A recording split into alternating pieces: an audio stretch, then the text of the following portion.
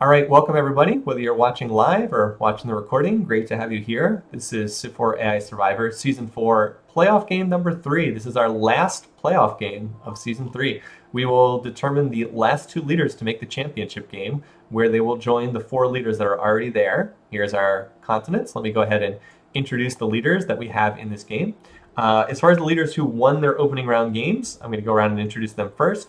We have Julius Caesar of Rome. He is the favorite to win this game. About 60% of the contest entrants have him winning this game. Dominated his opening round game very thoroughly, and we'll see if he can do that again. Other leader who won his opening round game was Darius of Persia. Very good economic traits. He's the other favorite in this game. We have about a 60-30 split between Caesar and Darius to win, and negligible picks for the other 4 leaders in this game. So people think one of these 2 leaders is going to win. The other leader who won their opening round game was Surya Varman. He technically did not win his opening round game, but he did win the wild card game to get into this match. And he is the Khmer leader. We've switched his color over to red for this match. The other 3 leaders finished second in their opening round game. So we have Charlemagne of the Holy Roman Empire, who I believe rode Justinian's coattails in the opening round to make it here. We have Boudica, who finished behind Huayna Capac in her opening round game, was actually getting killed by Huayna Capac when that game ended.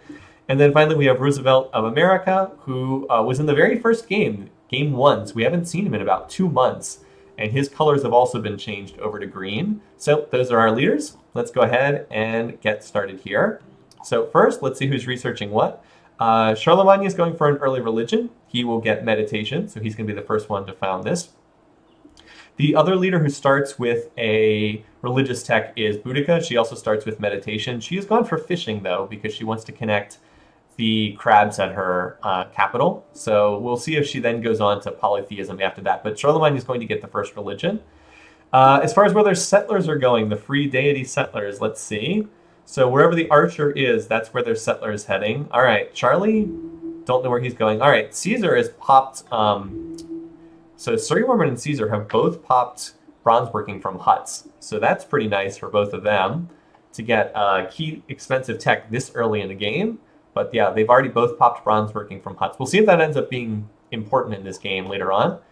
Yeah, so anyway, watch where the archers are going. That's where they're sending their settlers. All right, so we already have our first city down. Darius has picked out a bizarre spot. I don't know why he wanted this one.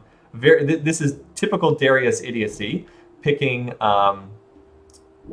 this particular location over here. Doesn't really give him any resources he can work, so I don't understand this spot at all. I guess he just saw the 3 resources and went for that very weak spot for a city, though. If he had settled like here, or maybe better yet here, he would have had a vastly better spot. So he's going to have a very weak second city. That said, he does start with agriculture, so he will be able to farm the...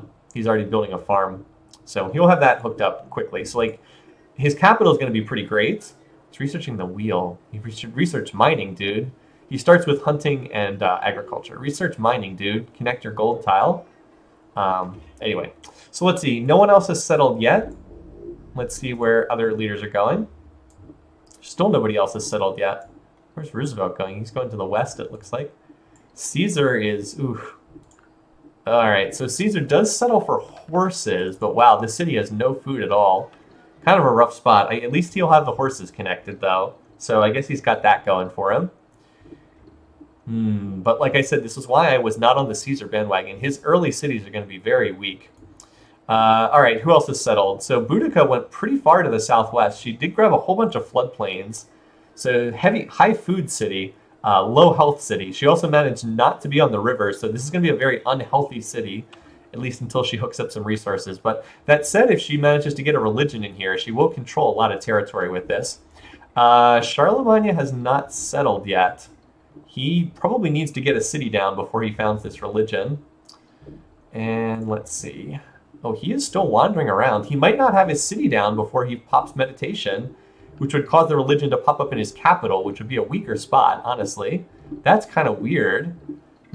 Anyway, so Roosevelt did end up getting a good spot. He's got 2 food resources in the initial ring, not bad. And he's already connected his, the wheat, and now he's going to be connecting the ivory. So he's going to have a nice capital.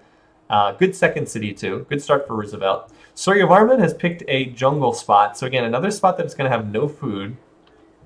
And he'll have the ivory, but it's in the second ring. About the best thing I can say for Suryavarman is he has gone towards Darius as opposed to like settling this corner of the map. So he is claiming territory.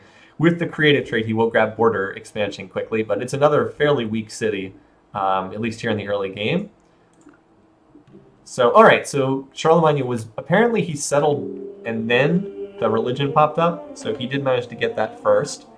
And it's a good city too. He's got the wet corn and he's also got a plains cow. He will also, because this is a holy city, he will get out to 100 culture pretty fast and grab the gold. So he will have that gold resource as well. So all that's pretty good for him. And so everybody's got their second city down. Boudica is going for polytheism, so she's going to found the second religion. And these two will hate each other due to religious differences. So that'll cover our early game here.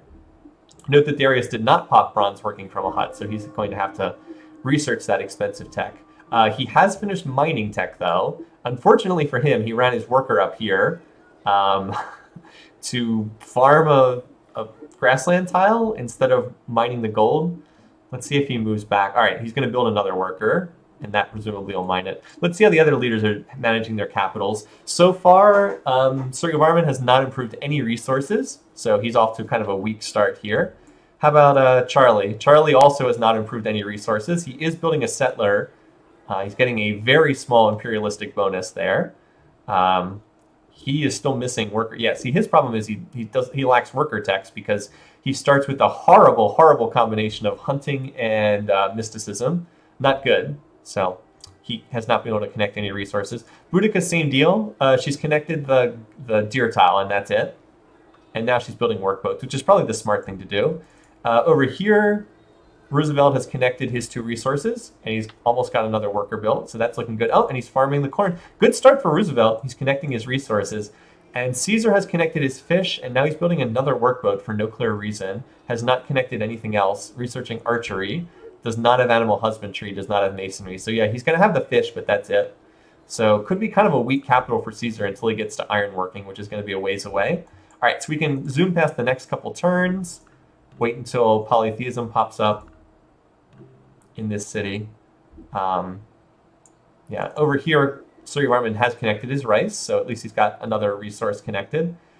We do have the gold connected here now for Darius, so that's good. He's got the extra happiness resource, so that's going to help him. This city is still really weak, though. Why is he building a barracks? Seriously, why is he building a barracks? Don't know. Don't understand that one. More farming going on here. Farming the floodplains is kind of smart. Boy, they sure like to build the barracks, don't they? Anyway, so there's the religion. It's apparently Islam, and we're going to have a nice religious conflict up here on the top side of the map. Unfortunately, Boudica has missed the copper. Even with this being a holy city, she will not get this copper in her borders. And apparently, we have a tile that should be floodplains that apparently I missed. That should be a floodplains tile. Desert against a river. Desert next to a river. And the copper probably should be. Oh well. So yeah, there probably was some map wonkiness right there.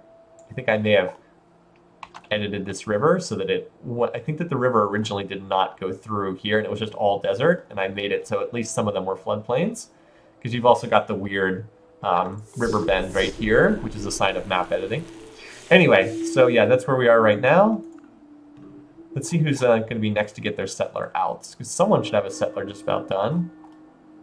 That's a worker. That's a worker as well. That's a worker. There's Caesar's workboat out scouting.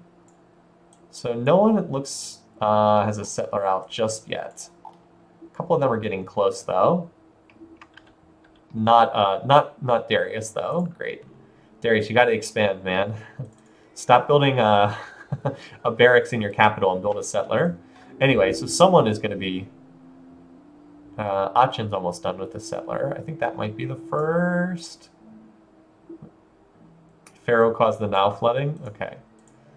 One of the problems for Boudica is this city is already super unhealthy. Look at this. I mean, it's nice to have the floodplains, but this city's going to take forever to build anything because of the unhealthiness in this city. Too bad it's not on the river. That's really crimping her second city. All right, so Rome's almost got a settler done. Building with the imperialistic bonus right here. It is nice to be imperialistic sometimes. New York's almost got a settler done as well. Boudica belatedly researching agriculture. All right, so Charlie's finished a settler. Let's see where he sends this one. I think he's the first one to get it done. All right, looks like he's going to head for probably for this fish resource. If he found it like right here, that would probably be a good spot. Yeah, settlers in the size 1 cities. I know, right? I mean, Darius is doing the same thing. And Suryavarman. Really slow. So Rome's finished a settler now too. Heading down the river valley, as you'd expect. Let's see, Rome was probably going to plant first. Let's see where he's going with this. Oh, he's going further northwest. So Charlie did plant where you would expect. Unfortunately, the fish is in the second ring, so we will have to expand borders to get that one. But, I mean, at least he gets a little more territory for himself. That said, he's going to be squeezed, probably. Boudica, if she doesn't build a settler somewhere else, she's going to be really slow to expand here. Because she's building this settler 4 production at a time on a build that takes 92 production to finish. That's going to take forever. Is he connecting the marble? No, he's building a cottage on the marble. Well, better to work that than the... Cottaging a marble before it, you have masonry is not the worst decision. Although he's about to finish masonry as well. You know, he might found his own religion. Early research leader is definitely Darius here. And we've also got a settler finished for Roosevelt. Now, Roosevelt's been going west and potentially taking land away from Darius, not from Caesar. I expected that Darius would found a city like up here. Or not Darius, that Roosevelt would, but he hasn't done that yet. All right, so Caesar, another pretty weak spot for a city. Now, when he expands borders, it's going to be okay. But remember, Caesar can take forever to expand borders.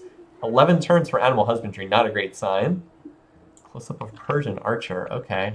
I think they just have kind of the standard archer graphic for Middle Eastern Civ. There you go. Got kind of the Egyptian headdress there.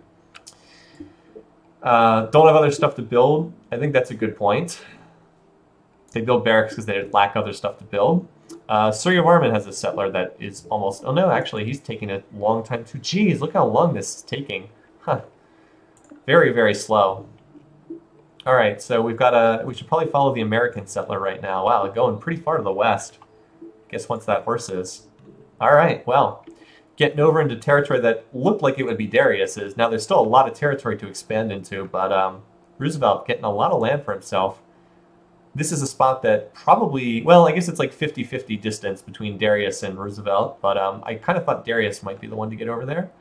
He's already on the Great Wall, which he can't connect. It does not have stone for, so kind of a weird opening there. All right, so where is the settler going to go? All right, so the settler's right here. Probably going to go over to that... I guess we'll find out. Oh, no, never mind. I guess he wants this spot down here. There are a lot of resources here, so it's not a bad spot, but would definitely do better to claim territory elsewhere.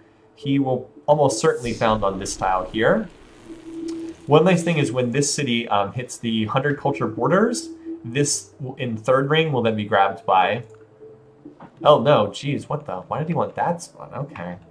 I mean, it's got the pigs, I guess. Huh. Okay. Weird spot for Darius to pick with his third city. Very weird. He seems to be determined, like, not to expand properly. Meanwhile, Roosevelt's already on his next settler.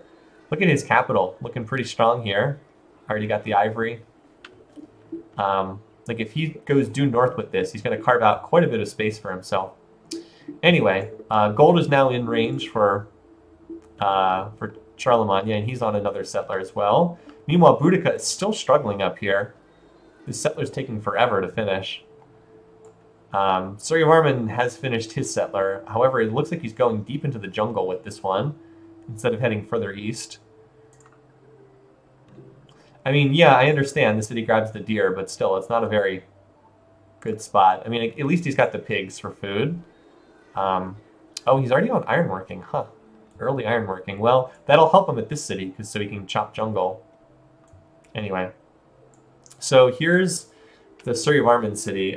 Pretty weak. I mean, it's on the oil, I guess, but yeah, very, very jungly city right now.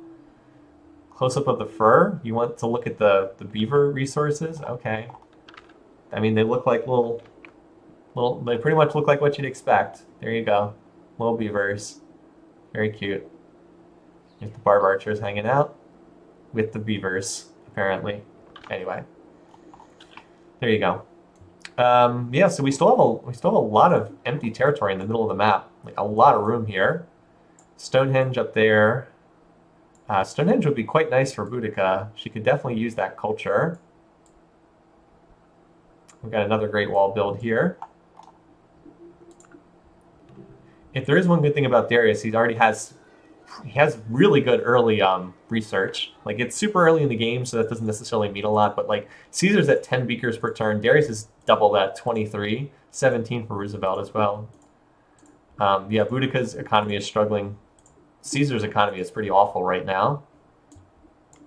He's researching animal husbandry. Geez, he doesn't even have animal husbandry yet? Wow. Slow starting capital here. I mean, he's building a bunch of archers, but... Oh, and there's another settler out too. Okay, well, I mean, Caesar's expanding, which is a good sign for the AI. He did get another settler out. All right, so we have our first wonder built. Great Wall. Not sure that Darius really needed that, but he's got it. And Roosevelt's building Stonehenge too. He is probably going to get beat by Boudica, and we've got a Barb City in a pretty important spot right here. So yeah, Caesar has been pushing to the west. He is kind of wrecking his economy in the process, though. This is the best city he's founded thus far. He does need to expand borders really badly because he really wants that rice tile. But, I mean, he does get another source of horses, and the banana tile is at least a 3-food tile. That said, though, Caesar's economy has got to be just awful at this point. Yeah, 6 speakers per turn. Jeez. 6 speakers per turn. Huh. He did connect the copper, so he's got a lot of production here. But, like, his economy is just bad at this point. Meanwhile, Roosevelt expanded to the east. He still has not gone north at all, which is really weird. And, like, he can see... Oh, no, he can't see the copper. That's why he hasn't gone north. He still hasn't researched mining yet. Huh. Kind of weird. Well, in any case, he expanded east, and he has planted the city in a spot where it misses the gold. And I believe we had another settler that was finished by Charlemagne as well. He was building one, at least. Oh, there it is. Heading north into the tundra. There it goes. I guess he's going to try to grab the silver resource. No food at all up here. Well, I guess there's a fish resource. Yeah, he's kind of boxed in on territory, isn't he? Boudica did finally get a third city over here. Again, she's managed to miss out on the food tiles, but if her borders expand, she'll get them.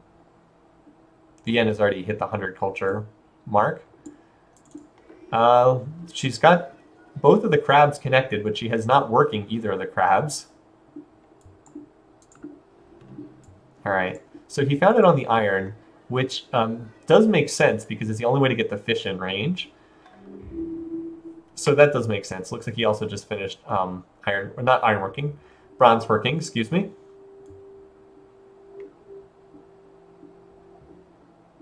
And Darius does not have another settler out. Huh. Come on, dude, build more settlers. Your economy is doing great. His economy is doing gangbusters. Just needs to get more cities out. So Boudica gets Stonehenge, which is a nice wonder pickup for her. And Suryavarman has settled a city back here. So he has connected the stone. We'll see if that leads him to build more stone-based wonders, maybe the pyramids. He does still have room to expand to the east, because Darius has been pretty slow. Darius is still building archers. Why? Why is he so paranoid about being attacked? Whatever. Rome is still researching pottery. You know, if Rome does, and Rome is another settler out, so Rome is claiming territory, but wow, that economy is just awful. Really bad. We're almost 50 turns into the game, too. So Boudica now has bronze working as well. She's on another settler. Probably will go in this area down here. See if we can spot any settlers out on the map right now. All right, Charlemagne has one. That's a worker there. Did she just finish one? Yes. Okay, so Boudica also has one, and Caesar's still got this one marching around, which is probably going to have found somewhere around, maybe on that tile exactly. Nope, all right. So 50 turns in. So Caesar does get this copper. You know, Caesar has ended up getting a decent amount of territory here. Roosevelt could have squeezed him really badly and just didn't end up doing so. This copper never should have gone to Caesar. It's only 4 tiles north of Roosevelt's starting position, but it was claimed by Caesar. Now, what strategic resources does Roosevelt have? Just out of curiosity. All right, so he does have iron. He has iron and horses, so that he's got what he needs, basically. He doesn't have the iron connected yet, but he will have it connected. Also, Darius, geez, buddy, you got to expand. All right, he is on double settlers, but still, his expansion is very slow here. And Charlemagne founded a city here, which is almost certain to lead to a war between him and Suryavarman, just due to the proximity between the two of them. Does Boudica have the wheel? Good question. She doesn't start with it. Let's see. No, so that explains why she has no roads. No roads in her territory because she doesn't have the wheel. She's built an awful lot of farms here, though. -5 health. Jeez. She only has +2 food here because of the horrendous unhealthiness. Because she has no roads, she can't connect anything together. That's really incredible. I'm going to screenshot that for potential use later. That's really incredible. All right, anyway, let's get an overview of the map. Actually, no, I can just zoom out and use the globe for this. Yeah, so Charlie's done a good job of expanding in his little corner. Ugh, Darius, I swear to God, Darius with his 3 cities. He's got such a great economy, he just hasn't expanded.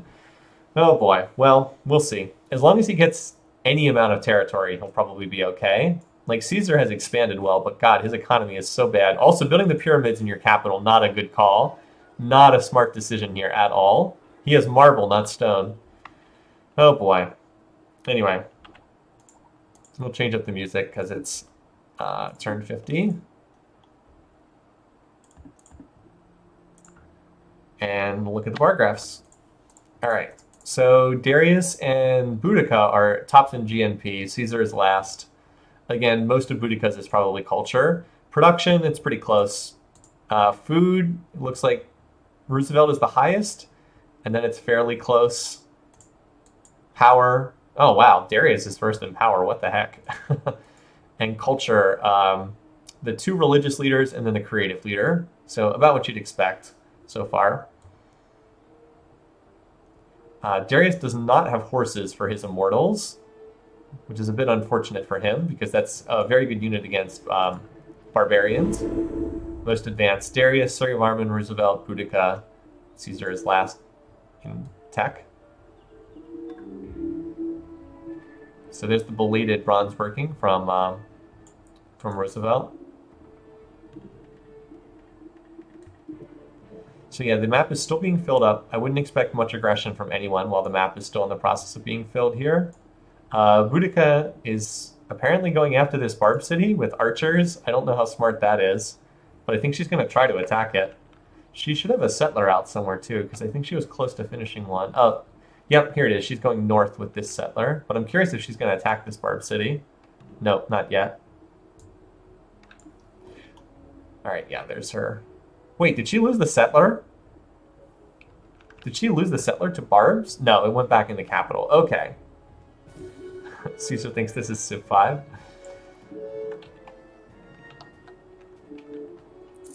So, like, Caesar obviously needs ironworking. The problem is his economy is so bad, it's going to take him forever to get ironworking at this point. So Darius did finish the settler. Actually, Darius finished double settlers. So let's see if he finally gets off his butt and starts expanding. Well, there's one. It's not escorted by any units, though. So let's see if he can manage to lose this to Barbs. I swear to God, if you lose this to Barbs. Did he lose that to the Barb Archer? I'm not seeing that settler, so I think he may have lost it to the barbarians, because I don't see that settler anymore. He had 2 of them, now I only see 1, so I think he just lost that to the Barbs by walking it out without having any... Oh no, never mind, here it is. Never mind. Underneath the scout, yep. Something Magnus had it underneath the scout. All right, so he did end up getting that city, and then he's got another settler over here. So Suryavarman was apparently building the pyramids, and I missed it. That's a nice pickup for him. It is one of the game's better wonders. Let's see what civic he ends up going into. By the way, Boudica being first in score, I think, does not reflect the fact that she's playing a good game. I think that's just the points from her Holy City. I don't think she's actually in particularly good shape. Also, what is up with all these units here from Darius? All these archers and warriors with like attack city missions? Bizarre. He also needs to move. Yeah. By the way, Roosevelt still settling more territory with Atlanta here and Chicago. 1, 2, 3, 4, 5, 6. 6 cities now. Roosevelt looking really good. He's also going to get a lot of fail gold for the pyramids, which might not be the worst thing. Let's see, 23 gold. Yeah, he picked up 180 gold there, which is probably pretty good. Now, he should run his research rate at a higher amount to burn through that fail gold. But whether he'll do that, I have no idea. Okay, so representation, smart. Good choice. That said, Suryavarman's pretty much out of room to expand. I guess he can get like one more city here, but that's about it. He's mostly out of room already, which is one of the reasons why I thought he could be a strong possibility for first to die. Also, Darius has a settler done, but he's not moving it out. It's literally just standing there. Not sure why. And Boudica still has not used that settler that she had, the one that walked up to the north and then walked. She has 2 settlers in her capital. What is this? Double settlers? What the heck? What are you doing? Don't understand that. Oh, wow. And because Darius was so slow to expand, a Barb City pops up right there. Wow, I thought for sure Darius would settle this spot, but nope, too slow. Now a Barb City is right there. He just has not expanded well in this game. Oh well, we'll see where he goes with this settler. I guess he could go down here. You know, I said Darius was going to get these furs. He might not. That might end up going to... Oh yeah, Barb Archer here, huh? Those furs might end up going over to Roosevelt instead. And yes, looks like Roosevelt's going to get the 3rd religion. I expect that'll probably spread to Darius. Meanwhile, Caesar is finally on ironworking, slowly limping there to ironworking. He must have picked up some gold from a hut or something, or maybe fail gold, because that's what's powering him forward to ironworking. Caesar is in last place in score for the moment, though. Let's see where this religion pops up. New York and Boston are probably the main places for it to pop up. And it was Boston. Makes it all the more likely that that religion will spread over to Darius.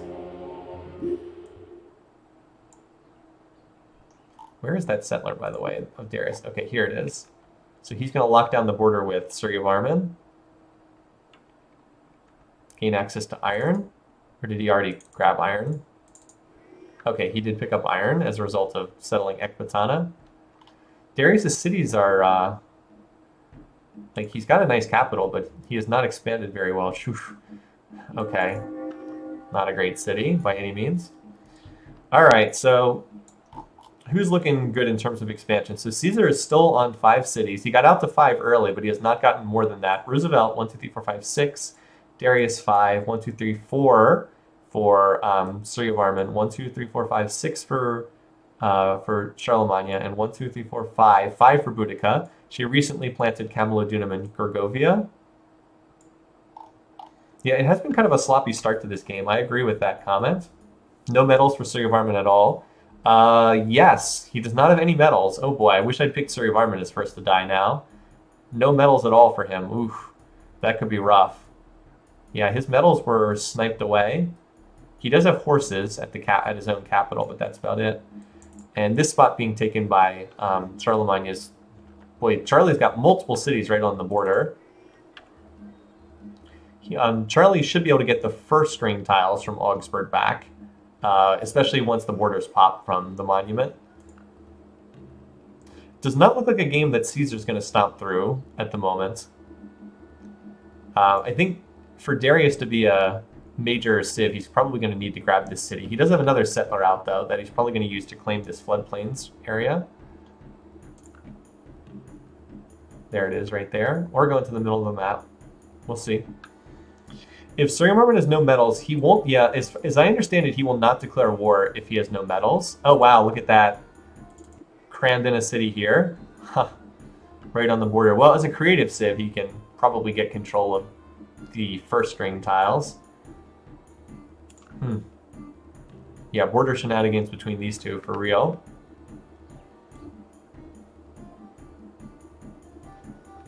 Darius has got an unescorted settler running around. Not the safest thing. Gotta zoom out a little bit. So Caesar does not appear to have any settlers out, as far as I can tell. It looks like he's just stuck on those 5 cities. Yeah, no, I don't think he is a settler. Oh, he has a settler here in Ravenna, although I don't know where he would send that settler. He's pretty much out of room at 5 cities. You know, Charlie did pretty well in this game for himself in terms of expanding. I did not think his capital was very good at all. And it looks like Darius is going to settle over here. The gems would be nice to pick up, because he does have ironwork and he can chop them down. Boy, he's really getting daring, isn't he? Looks like he's going to settle here. Yep. All right, so pretty weak city, but he has... he already does have he has ironworking, so he can chop that down. So Darius picks up the religion of Charlemagne. Where did he pick up the religion? Just look at the religion. Oh, here in Pasargadae. Well, that's going to help this city with culture. This city has a monument and a library already, so that will help push back against... Oh, he just converted this turn. Is Caesar plotting war? Good question. I wouldn't be shocked if he is.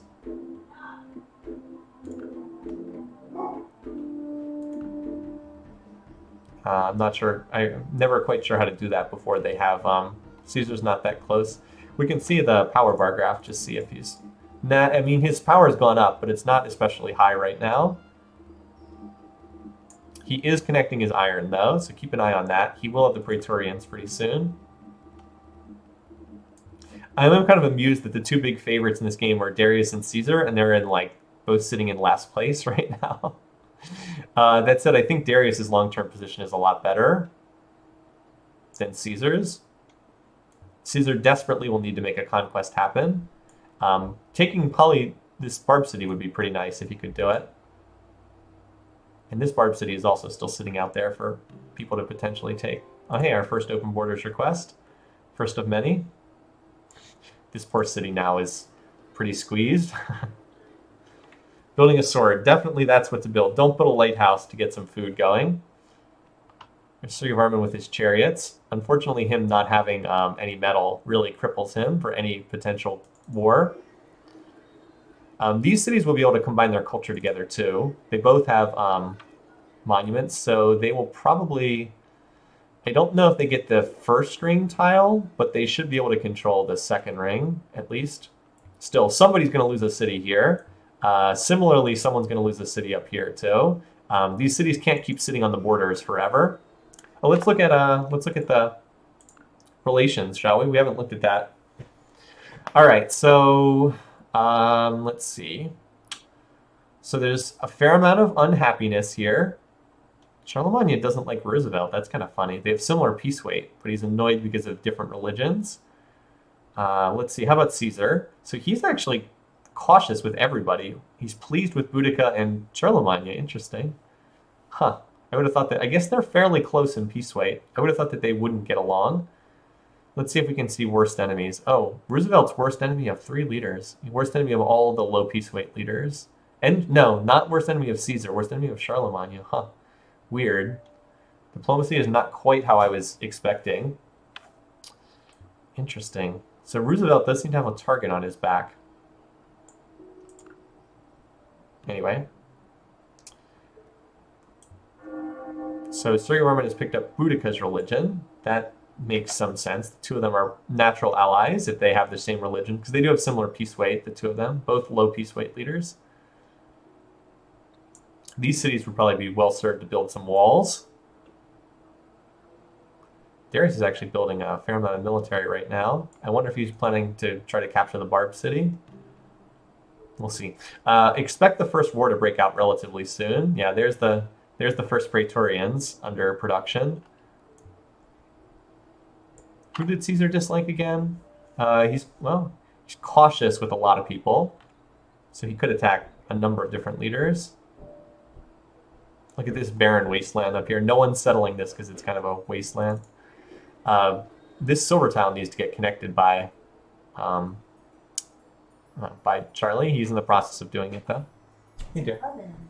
No, I deliberately didn't turn that on because it's very loud on the stream. I'm sorry, guys. That's why I have a fan here. Okay, good. Just trying to look out for you. Okay. Hi, friends. This one is not going to be. Okay. Yes, you're going to run out? I'm going to run out. I close the blinds so hopefully Sydney will stop barking. Okay. All right, see you later today. All right, so yeah, like I said, we're mostly waiting for the first wars to break out at the moment, which will probably be relatively soon. Boudica has finally connected some health resources. So I think that city that was in all kinds of... Yeah, she's finally managed to solve her health crisis at this city. She would be much better served to cottage these tiles rather than just getting infinite food here. Darius doesn't need walls. He already has the Great Wall. That'll help against barbarians. Not so helpful against some of the other AIs, though. Yeah, so we see like a lot of the power bar graph is going up for a number of these leaders. Charlemagne and Caesar the most, then Darius, and then the others concentrated. How about GMP? It's Suryavarman and Darius are out in front, and Caesar is still in last. Yes, that is Liz. That is my wife. And she's just heading out for a little bit. Oh, hello, look at this. Roosevelt's got a little stack here. Yeah, Roosevelt's definitely claimed a lot of land for himself. Poor Caesar still has not researched... Geez, he still has not researched agriculture, and he still has not researched mysticism. Ugh. Yep, can't expand borders. He has writing, so he can build libraries. I guess he's building libraries now to connect his borders. We'll see. I mean, Caesar, as weak as his opening has been, it's still possible he could just plow into, like, Roosevelt and start capturing cities. It's not impossible for that to happen. Is this another settler? All right, well, here we go. Charlie starts the first war. There it is. All right, so I had Charlemagne to die first. I think Suryavarman is more likely to die first, but we shall see. Now remember, there's no metal on the part of Suryavarman, not unless someone traded it to him. So he's all chariots and archers right now. That said, he does have a lot of culture built up, so it might be tricky to actually capture cities. And again, it might not be too. Because this city does only have 3 archers inside. Is it on a hill? Is my question. Not on a hill, and only 3 archers on there. I don't think this attack succeeds, but if he gets lucky on a dice roll here and there, maybe. I think if he had like 2 or 3 more swords, this might work, but it's probably not going to work out, honestly. We'll see. No catapults, correct. It's still too early in the game. If you're curious about what Charlemagne has in terms of tech, he has ironworking, but not horseback riding, and he's a long way away from construction. Long way away, as Lord Maz pointed out. All right, let's see what happens then. Oh, he got it! Holy cow! Wow. Oh, why did I not pick Suryavarman first to die?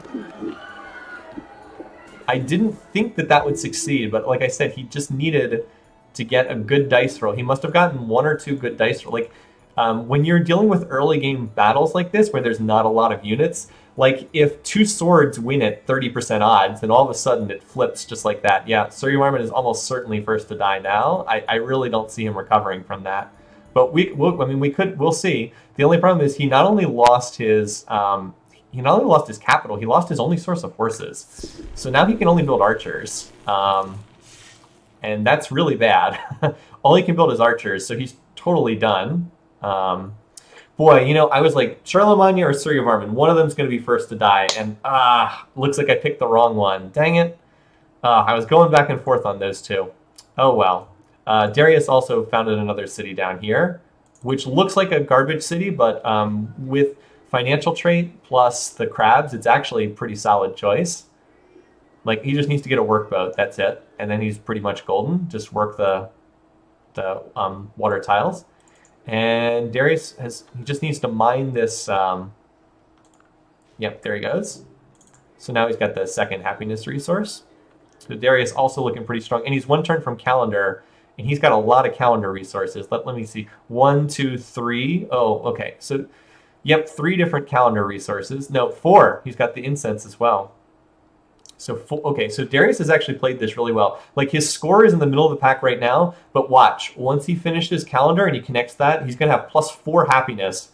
And with the gems, it's actually going to be +5. So all his cities are going to grow, like, enormously over the next 25 turns. So watch, I bet I'm gonna just go on a limb and say by turn 105, his score is going to be near the leaders.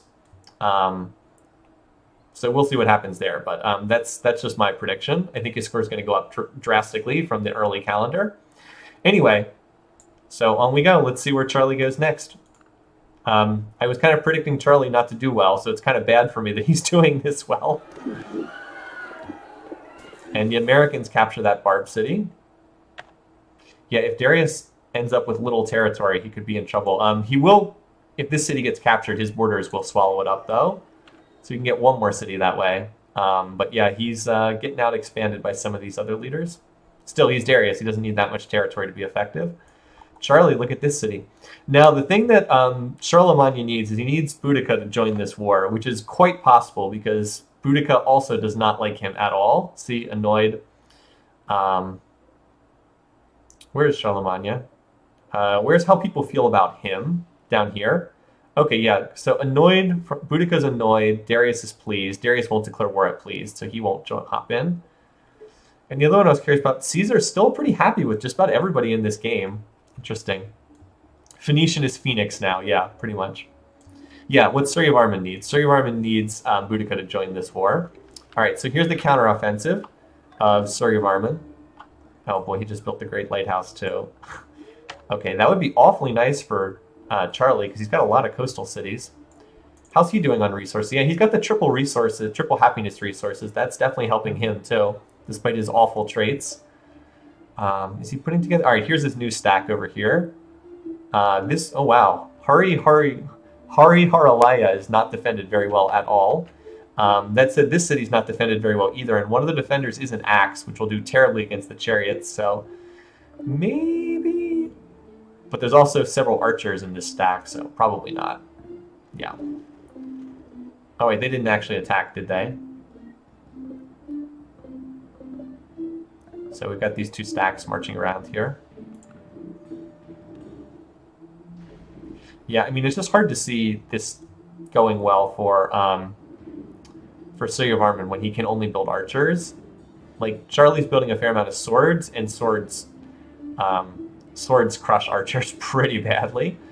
All right, is Caesar going for catapults? Good question.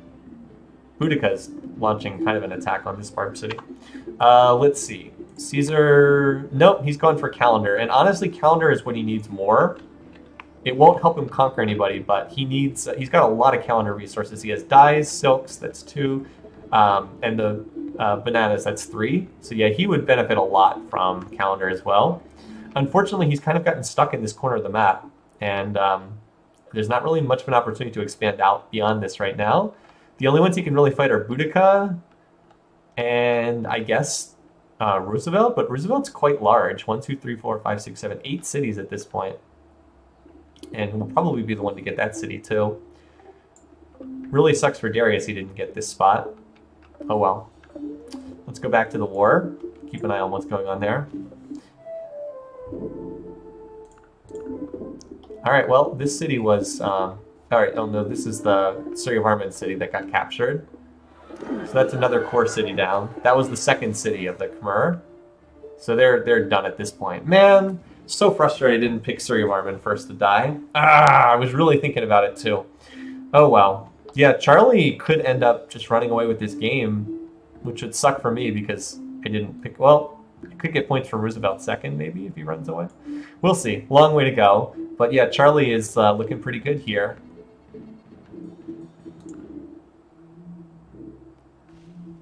Because with the ability to build, getting tongue-tied, with Suryavarman unable to build anything except archers, he's just, I mean, he's pretty much just dead meat. There's not much he can do.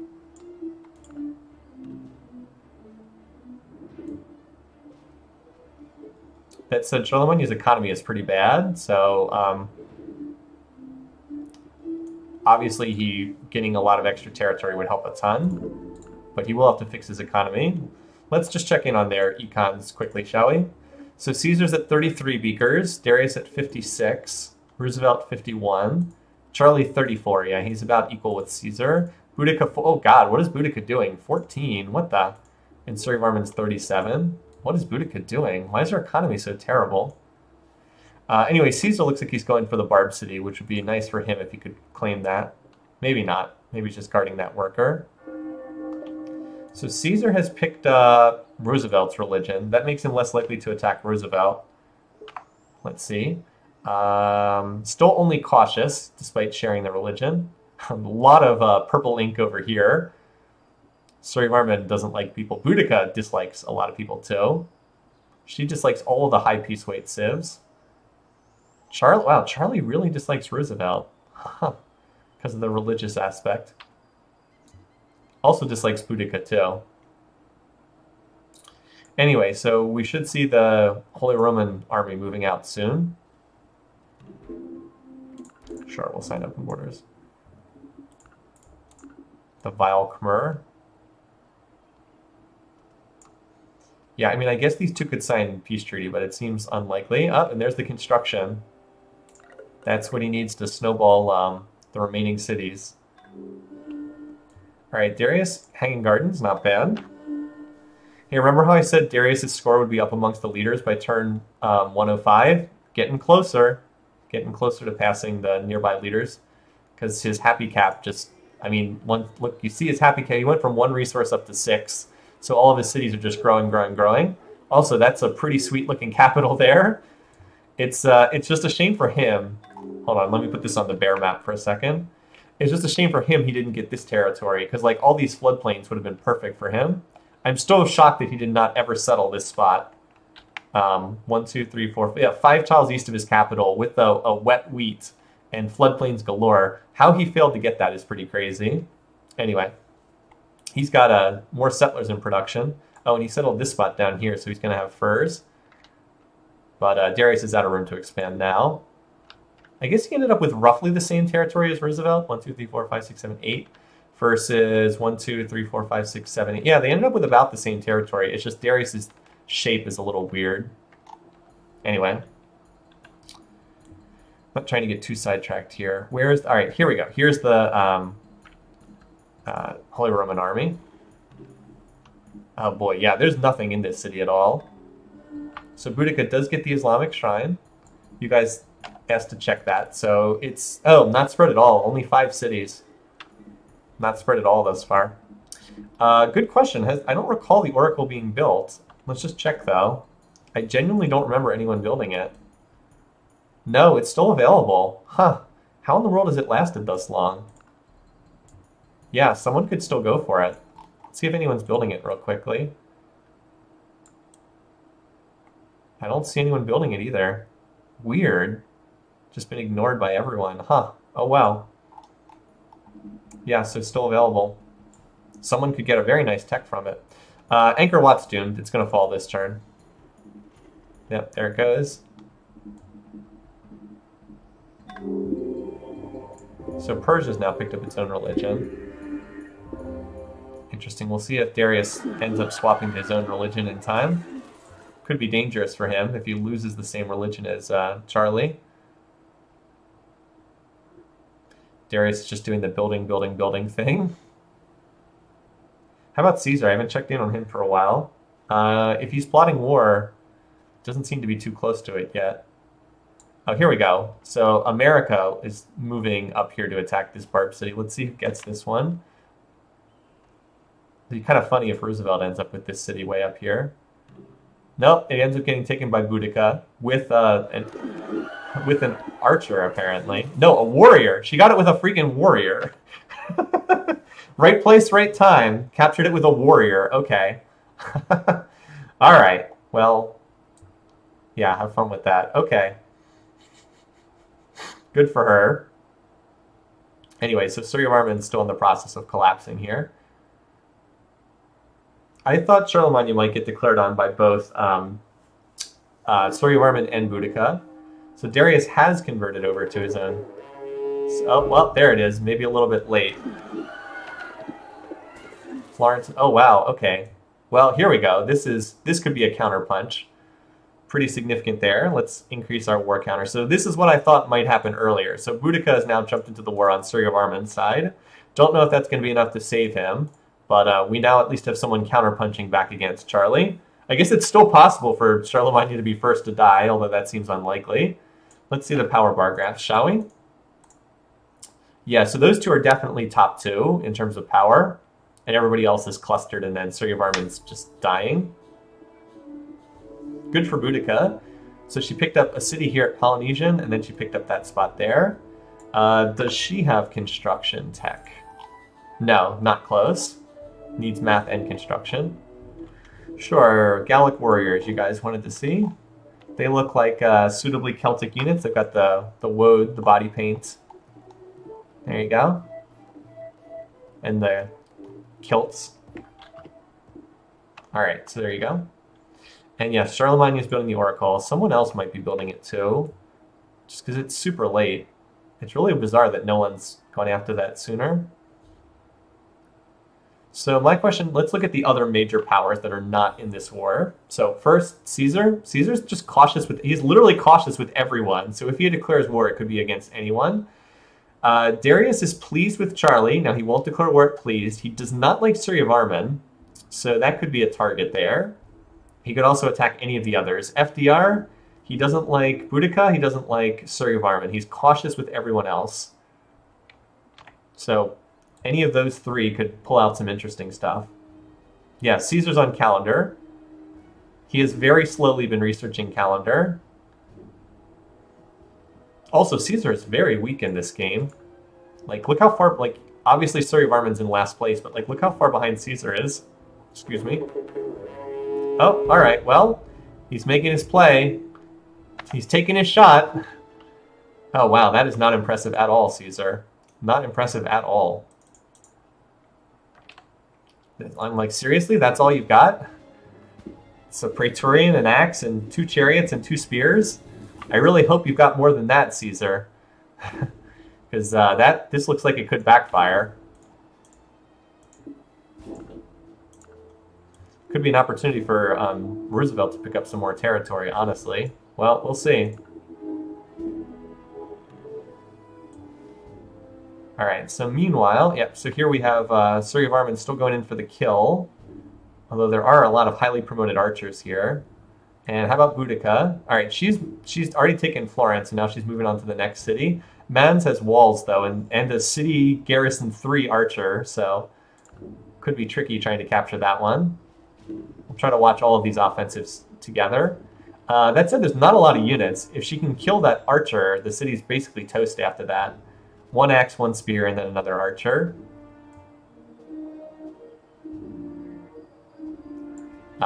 This attack on Washington is not going to succeed. Yeah, that did not work. How about the attack? Oh, we're on turn 100. Nice even number. The attack on Man did not succeed in the first run, but and Boudica gets the Oracle. We'll have to check out and see what she slingshotted with that. Let's see. I'm going to guess Monarchy. Nope. What did she pick up? What did she get? None of these. Oh, metal casting. Okay. So she picked up metal casting. Should have known it would be the obvious one. Yeah, she's going to capture Man here because she has a lot of healthy units. Let's just go forward 1 turn for that, and then we'll look at... Oh, no, never mind. It got reinforced by Charlemagne. Wow. That City Garrison 3 Archer is 0.1 health. City Garrison 3 Drill 2, 21 XP. That is a hero archer in that city. Seriously. Hero archer. Wow. Okay, and so remember how I said turn 05, Darius was going to be right amongst the leaders? Look where he is. He's almost about to pass Charlie, and we're almost at turn 105, so... Like, not trying to call my own horn. Oh, geez, look at those units. Not trying to, like, tout myself here, but I think that was a pretty good read on the game. Anyway, Darius, as usual, just doing the peaceful thing, and it's working pretty well for him thus far. All right, let's look at the bar graphs, because it is turn 100, and then we'll change up the music. Oh, boy, yep. This is flashing danger signs for the rest of the field. This is like danger, danger, Will Robinson. The Darius economy is starting to take off. If you guys don't start to slow him down, you're going to be in a lot of trouble. Production, low production though for Darius, kind of interesting. FDR is highest there. Food, Darius, Charlie. Boy, Caesar is just so weak in this game. I'm glad I read that situation correctly. Power, Charlie's still first, Boudica second. Everybody else is pretty concentrated, and Suryavarman's very weak. Culture, oh, you can see Suryavarman losing out. I'm just disappointed I didn't pick Suryavarman. I know I keep saying this, I'm just disappointed I didn't pick him first to guy. Because I was so close to doing that. Oh, well. So yeah, Charlie looks like he's going to be one of the main forces in this game. And Caesar's army got ripped apart pretty badly.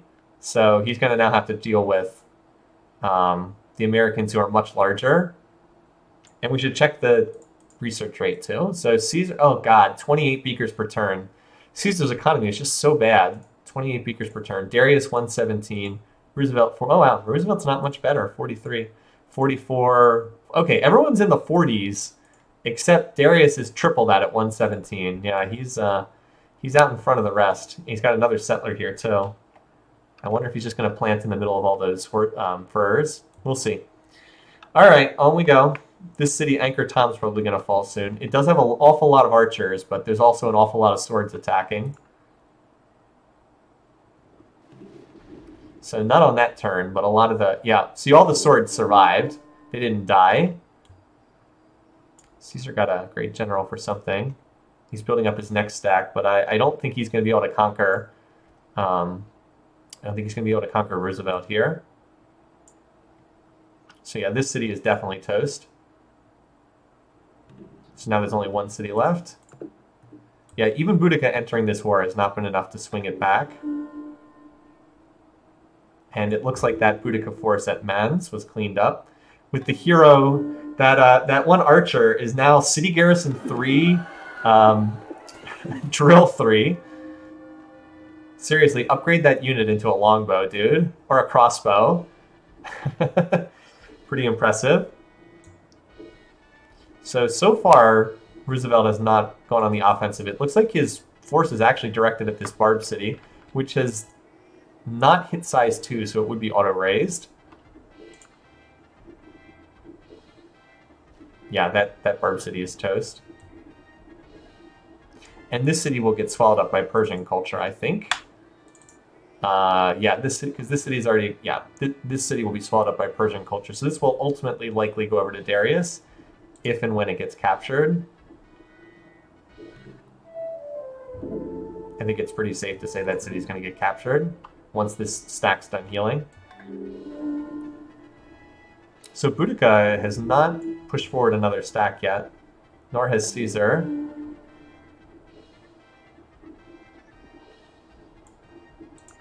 So this is kind of the only place we're seeing units push forward.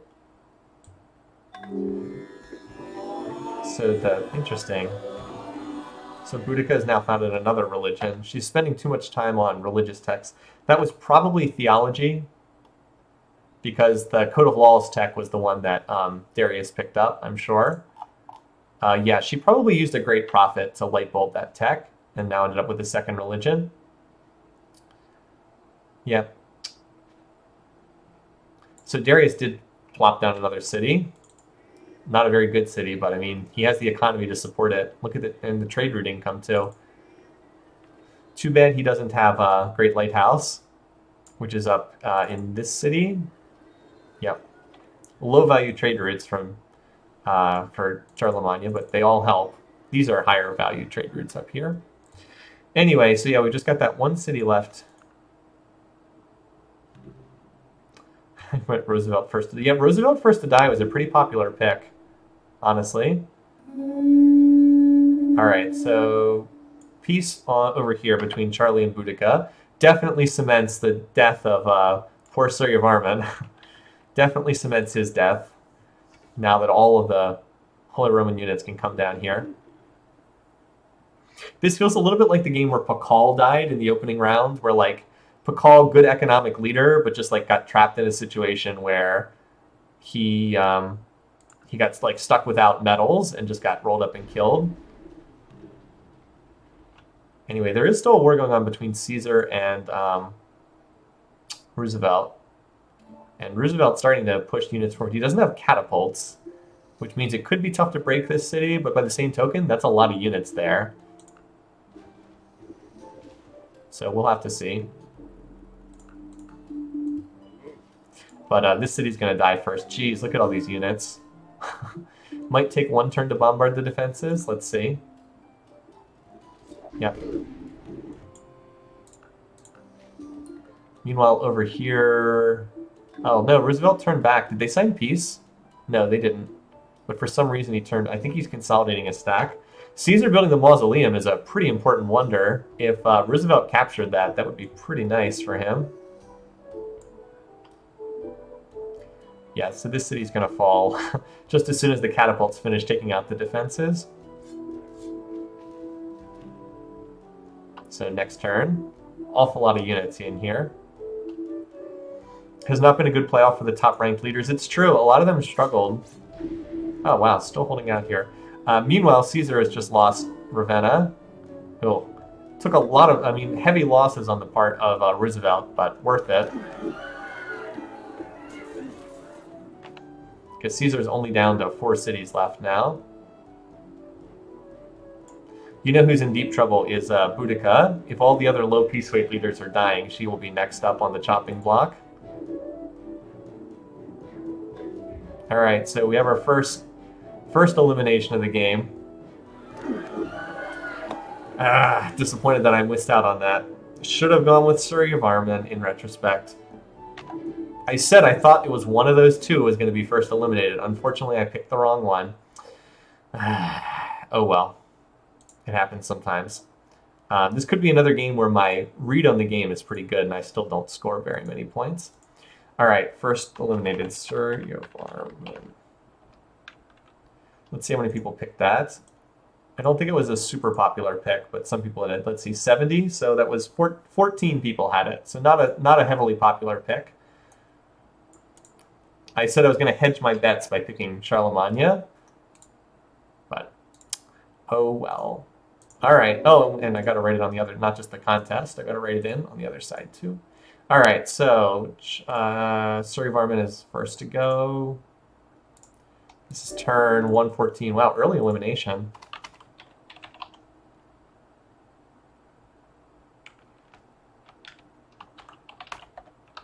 And we got to give the kill to Charlie. Second kill in this season. Look, he's looking good. I mean, he had a weak starting position, but he's been doing great stuff with it.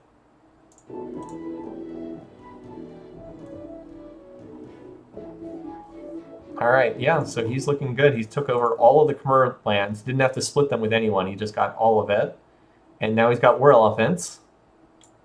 So let's see who he is liking and not liking so much. He doesn't like FDR. Oh, that's interesting. Doesn't like Roosevelt. Doesn't like Boudica, obviously, because Boudica declared war.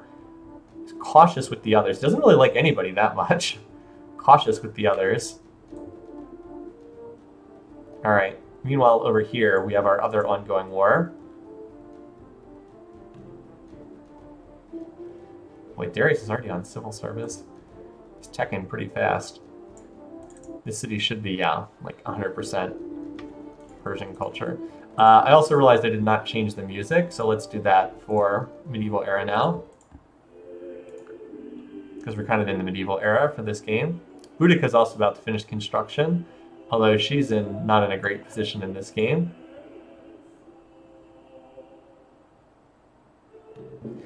Roosevelt did suffer pretty heavy losses in taking that city. Like, he lost a lot of units. Yeah, look at, they both took heavy losses. So Charlemagne is way out in front in power right now. Not surprising. He captured a lot of territory.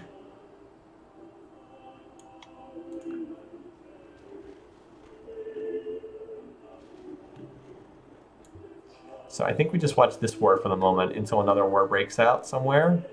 And just keep like a general... Oh, there it is. Okay, so just the one city changing hands. Yeah, that's one of the issues with Roosevelt. He doesn't have the killer instinct, right? Like, he doesn't have that... He's not an AI who's going to prosecute a war to the finish, even when he's in a good position. So what would be ideal for Darius would be to keep teching until he gets to rifling tech. And if he can get to, like, rifling before other leaders, then... Yep, and we expected that to happen. No surprise there. So Darius picked up one city in this war. And the other... How many cities did Roosevelt get? Not Roosevelt. Charlie. He picked up 1, 2, 3. He ended up with 4 cities. And he lost Florence. So he came out ahead plus 3 cities. So I guess he didn't get quite as much as he might have. He added... He had a net plus 3 cities from that war. Darius plus 1. Boudica plus 1. Almost lost this city too, but that heroic archer, where is it? That heroic archer is still there. City garrison 3, drill 3 archer with 26 XP. Did get the Great Lighthouse, yes. Did get the Great Lighthouse, very valuable. Bringing in that extra trade route income. Yeah, so like that was worth 4 commerce per turn here in his capital. Good stuff. So I believe the whole world's at peace right now, right? Yep, nobody's at war right now. Boudica's pretty unhappy with just about everybody, though. So wouldn't be shocked to see. Also, Charlie's almost furious with Boudica, so don't be shocked if they go to war again. Hagia Sophia, okay. Kind of random. Darius, Roosevelt, and Boudica are all pretty close in score, and Caesar's like the runt trailing behind in score. So we've got kind of a 4-way power struggle going, with Charlemagne like a little bit ahead because he picked up that extra territory. He also picked up a lot of resources too. It's like 1, 2, 3, 4, 5, 6, 7, 8. He has 8 happiness resources.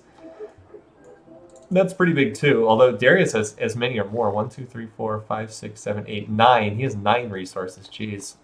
He's flying through aesthetics right now too.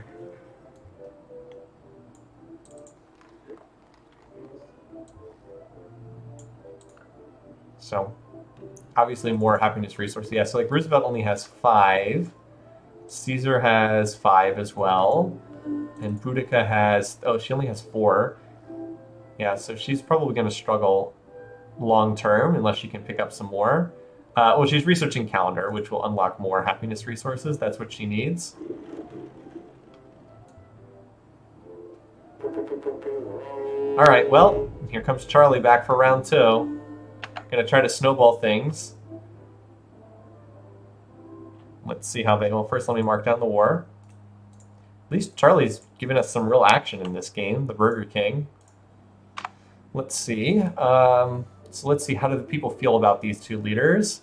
Boudica is not well liked by Darius. Interesting. Not well liked by Roosevelt. Wait, if Darius or Roosevelt were to join this war, boy, that would be really good for both of them.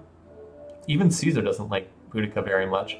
As far as Charlie goes, Darius loves him, so he will not declare war at pleased. And Caesar's cautious, Roosevelt's cautious, so they could both potentially look to jump in there. Power, yeah. Charlie's pretty far out ahead in power right now over Boudica, who just lost some units. GNP Darius is still leading. How about food? Yeah, about what you'd expect. All right, well, if Charlemagne is able to run over Boudica, this could be like a game over situation. Barbarossa versus William Wallace. Because if he takes over all of Celtica as well, no one's going to be able to match up with him at that point. That's a lot of units there. 37 units, oh boy. A lot of units. Boudica's going into theocracy, so she's going to have heavily promoted units. And she does have elephants, but Charlie also has elephants.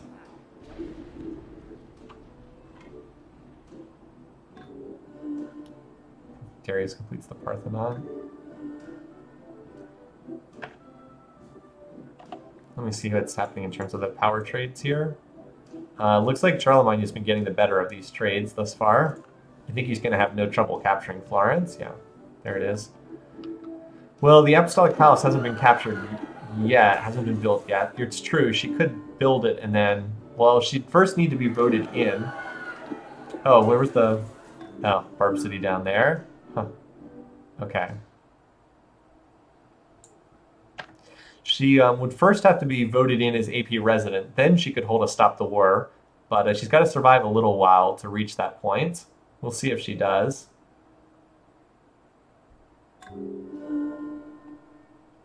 Trying to see if anyone else looks like they're plotting. Well, never mind. There it is. So there it is. Apostolic Palace right there in her second city in Vienne. So let's add the AP religion to the Observer Civ. She's the only one who follows this religion, right? Yeah, no one else follows this religion. It has not been highly spread.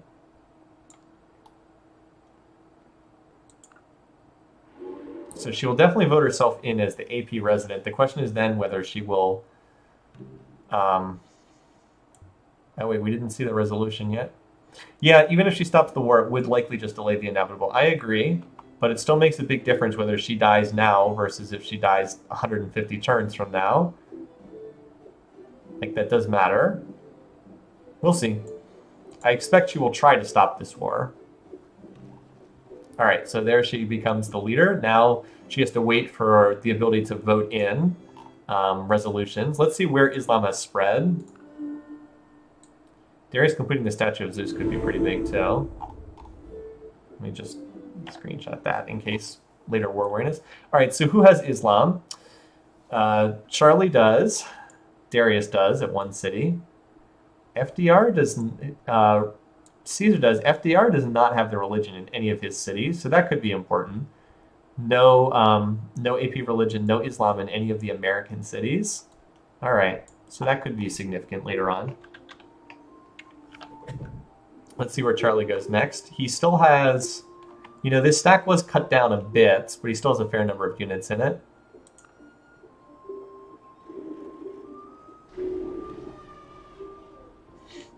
I never understand how the AI moves units sometimes. Oh, Roosevelt going vassalage? Is he plotting war? No. Doesn't look like it, because he's on in Chichen Itza. And Darius is building a bunch of wonders, so he's probably not plotting war. Probably. So for now, we can just continue to watch these units. How much longer until the Stop the War resolution can be voted on? Remember, this is the city with the AP, so if this city gets captured, you know, no more AP resolution if this city gets captured, because then it would be under Charlemagne's control.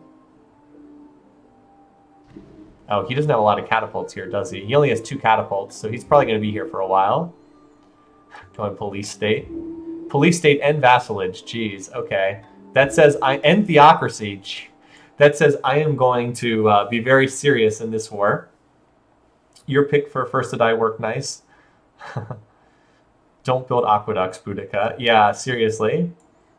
Building the aqueducts. She's got a little bit of time here because the catapults are going to take a while to take out the defenses. But she really needs that Stop the War resolution to come up because here comes another stack over here. She is so toast if she doesn't get the AP to stop her war. I don't know how much longer until she gets to hold a resolution. Darius just went bureaucracy, though. That'll help him with this wonder, at least. I wonder if he'll go free religion. He's kind of powering through the tech tree. Yeah, everybody else... Charlie still doesn't even have currency yet. Sheesh. Will help him a lot because he'll get those extra trade routes that he can use with the Great Lighthouse. Yeah, I don't know if this resolution is going to come in time. It's too bad for Charlemagne that he didn't bring more catapults. He could have taken this city already. Although this city does have an awful lot of units in it. Okay, Darius, you just keep building those wonders. Now Darius has got... he might be plotting war. He's building a fair number of crossbows now. And he's on engineering. This would be a very good time for Darius to attack Boudica, if that's his plan. Oh, he had 8 catapults, but he lost a lot. Yeah, he probably suicided them on the first city capture. Oh, here we go. Stop the war. Well, that was predictable.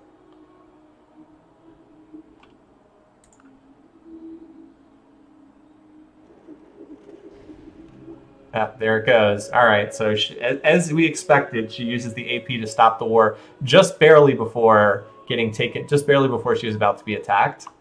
Pretty silly. Okay.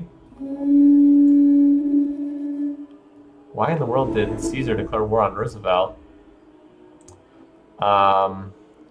What were you thinking, Julius Caesar? Do you even have an army?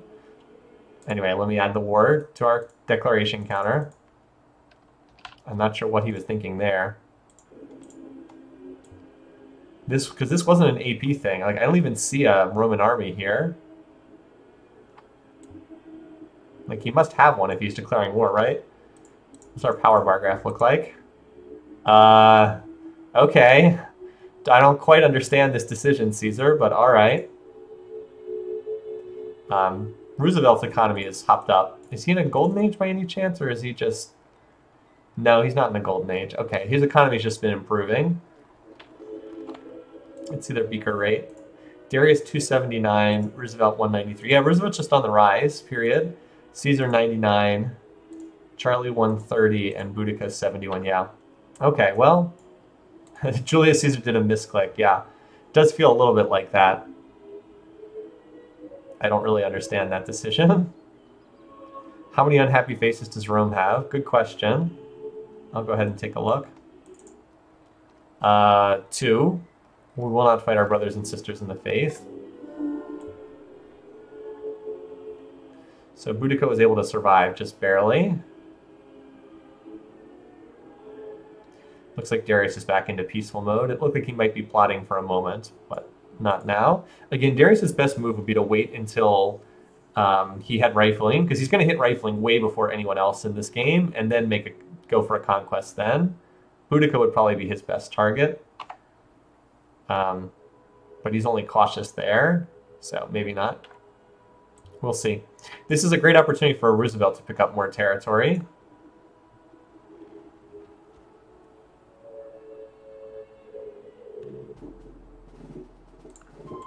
Does Caesar have vassalage for longbows? I don't think he does.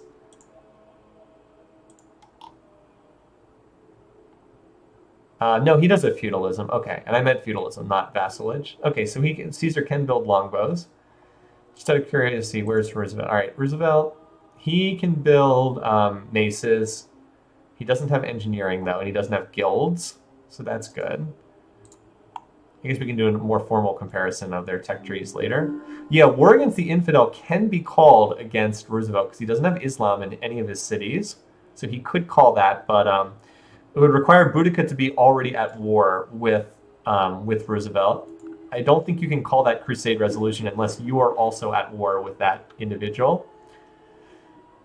I could be wrong, but I believe that's the case. So Roosevelt's not exactly prosecuting this war very well. Neither, like, okay, Darius is just building, like, every single wonder, apparently. Like, look at these, built Notre Dame for even more happiness, and now he's got working on the Sistine Chapel. What Independence Day magic is powering America in this game? The magic was getting a really good starting position and then expanding well. You know, it could be even worse for Caesar, though, because Roosevelt expanded almost entirely to the west. If he had gone north instead, Darius would have even more territory, and Caesar would have even less territory. So it could be even worse for Caesar than this. Roosevelt has not really been making any progress in terms of capturing a city. This stack just got hit by a bunch of catapults. We'll see if Caesar can clean it up or not. He really needs to clean up this stack. I don't think he's having too much success, though. Like, they're just sitting there and healing, but they're all on low health. They should be relatively easy to kill. Like, City Raider swords just out in the open are easy to kill. Hey, Big Nothing. Glad that you found this recently. So cool to see the game I played off and on for more than a decade from a new angle. Even played through 2 full games this past week for the first time in forever. Yeah, seriously. This game is still great. I mean, the main reason why I don't play it as much is just because I have played this game to death over the years, but it is just such a fantastic game. I have learned so much about how the AI plays the game as a result of doing these AI matches. Good suggestion, David. Let's check the power graph. Pretty stagnant for the most part. Slow increase from Boudica is about it. Everyone else is holding pretty much constant. Roosevelt on guilds is big. Good spot, Lord Noaz. Guilds would be enough to start breaking this stalemate and punching through. Or I think it might anyway. Yeah, all right, so this Roosevelt stack has been getting whittled down. It's trying to heal in enemy territory, but instead of walking onto this jungle tile, where you could heal with the plus 50% jungle benefit, it's just standing on grassland trying to heal with no defensive benefit whatsoever. So Roosevelt looks, not Roosevelt, Charlemagne looks like he might be plotting war. I'm seeing him building a lot of units. Boudica always is building a lot of units. So don't be surprised if the two of them go back to war again sometime soon. Florence is literally surrounded on all sides. Oh boy. Florence might be surrounded by Celtic culture, but there's 58 units in that city, so I don't think it would be captured anytime soon. Anyway, we saw a great general born from Caesar. Yeah, Roosevelt is not doing anything to prosecute this war. He's really struggled to get any territory. Assign the Holy Roman City of Florence to Boudica. Oh, she's gonna vote through an AP resolution to give herself this city. Boy, AP cheese at its finest. Let's see. I assume that this will go through. Yeah, no surprise there. We hate the AP cheese. Again, Charlemagne, if Boudica is not strong enough to defend herself, she really should not be able to build a wonder and just salvage herself. Also, by the way, Darius has slipped ahead of Charlemagne in score. That seems ridiculous, but he's so far out in front economically. It's starting to get a little bit ridiculous. Well, let's do the tech comparison on turn 150, shall we? It's certainly good for me, because I have Darius 1 and Roosevelt 2, so I would certainly enjoy seeing that play out. So, like, Roosevelt picking up some more territory here would not be the worst thing for my personal predictions. All right, did we have a war start? Because it took a long time for that turn to advance. Usually a sign that there's lots of units moving around. But then again, maybe not. Darius' culture is also pushing back Charlemagne's culture pretty well. Because, like, this city was gifted over, but, like, it controls all of its own tiles already. Probably not going to be able to get much more than that, but Darius could honestly squeeze in another city if he wanted to. Like, he could put a city here, and there would be enough tiles picked up that it would be worthwhile to do that. Like, he could work 4 or 5 extra tiles, and that would be worth it. Anyway, we'll see. The AI actually does do that later on sometimes. So, turn 148. Roosevelt is bad at war. He doesn't have that instinct to, like, keep fighting. He keeps building more units. Like, if you look back in his core, he's building, like, grocers. I guess he's got some knights in production now. Sistine Chapel could be big for Darius if he wants to go for a cultural victory. AI always runs a ton of specialists, so +2 culture on all those specialists really makes a difference if they're going for a cultural victory. And this will be turn 150. This war has been very insignificant between Darius, not Darius, jeez, I keep saying the wrong name. Very insignificant between Roosevelt and Caesar. All right, well, here we go again. Yet another war between these two. I expect this one will also get shut down by the AP. We'll see, though. All right, gonna try to take Florence back with this giant army. It's got about 50 units on this tile. But with this being a nice even turn date, let's go ahead and look at our bar graphs. So Darius is still out in front in GMP. He still hasn't even triggered a golden age yet, which he will probably do relatively soon. It's a very clear Darius, Roosevelt, Charlemagne, Boudica, Caesar. Caesar's going to fall so far behind in tech, he's going to get rolled up by somebody. Probably Roosevelt. Because, like, he is never going to hit rifles in this game, and eventually Roosevelt will hit rifles and roll over him. Production, pretty close for everybody except Darius. Surprisingly low in production. Food, very tight for top 3, and then Boudica, and then Caesar. Power, about what you'd expect, although Darius is slowly on the rise here. Caesar is still... How in the world is Roosevelt not conquering Caesar? Look at that disparity in power. All right, so apparently Darius used a culture bomb somewhere. Let's see if we can find the spot. It's here. He used it in Gordium, which makes sense because this was a city that had a lot of pressure on it. So this was the city. There's actually quite a significant American salient over here. Like, I don't think these two would go to war because they're on good terms, but if they ever did, Darius would certainly be in a position to grab Phoenician. Like, if Darius grabbed these, well, the game would be over at that point.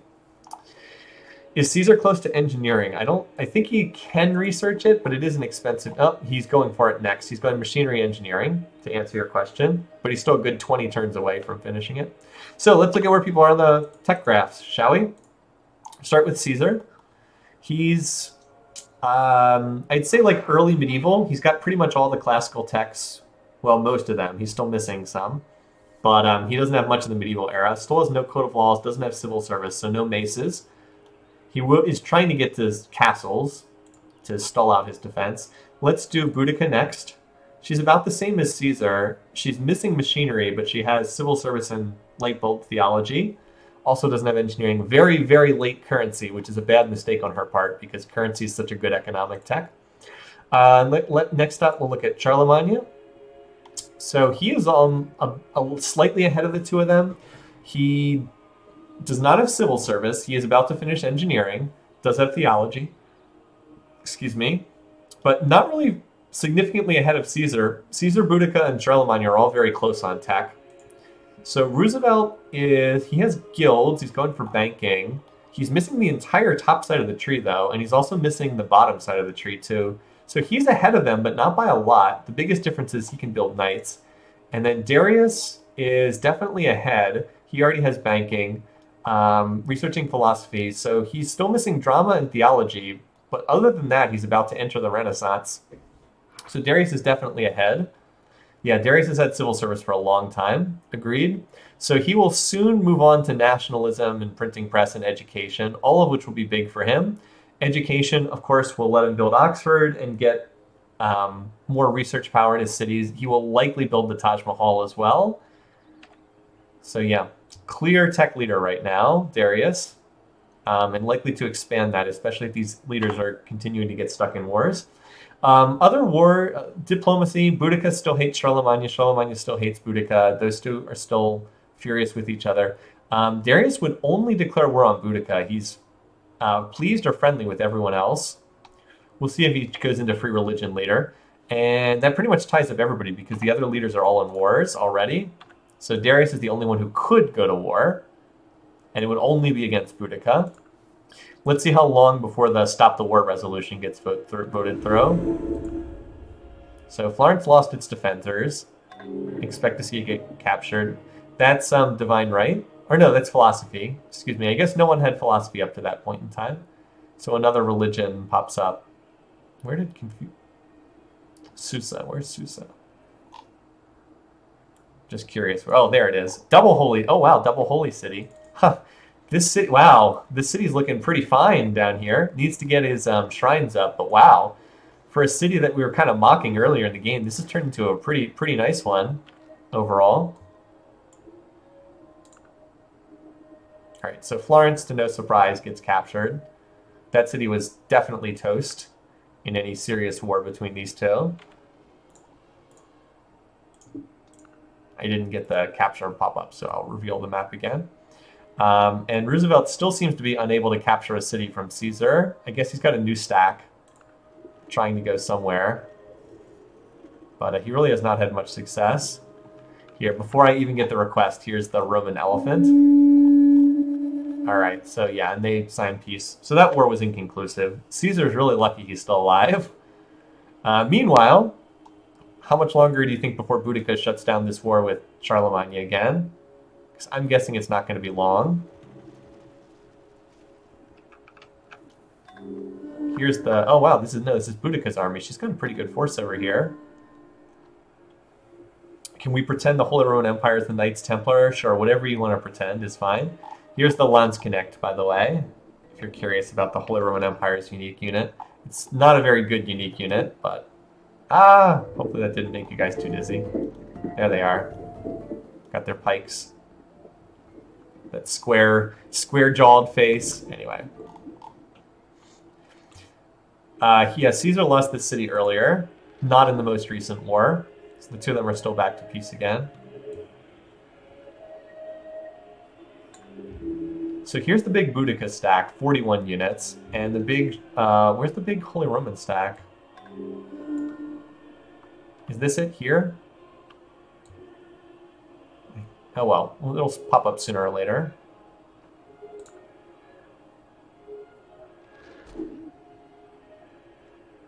So Boudica looks like she's trying to recapture. Oh, here's the stop the war against Boudica. You know, if she times this correctly, she might be able to capture Florence and then vote the resolution through. Oh, here it is. Here's the big stack. 65 units. Darius still building more wonders. Still teching along merrily enough. Let's see what happens. So I suspect the war will get stopped yet again. Wow, she timed that perfectly. Recaptures Florence, then votes through the stop the fighting amongst our brothers in faith. Pretty impressive. Really obnoxious, again. Not trying to pretend it's not, but it was really good timing for Boudica. She's just shutting down the... no, not regenerate map, reveal all tiles. She's just completely shutting down this aggression over and over and over again. I don't know if I would call it smart, but it is working. Meanwhile, Darius is on liberalism, which he will assuredly get to first. Boudica's trolling Charlemagne, pretty much. Kind of is trolling.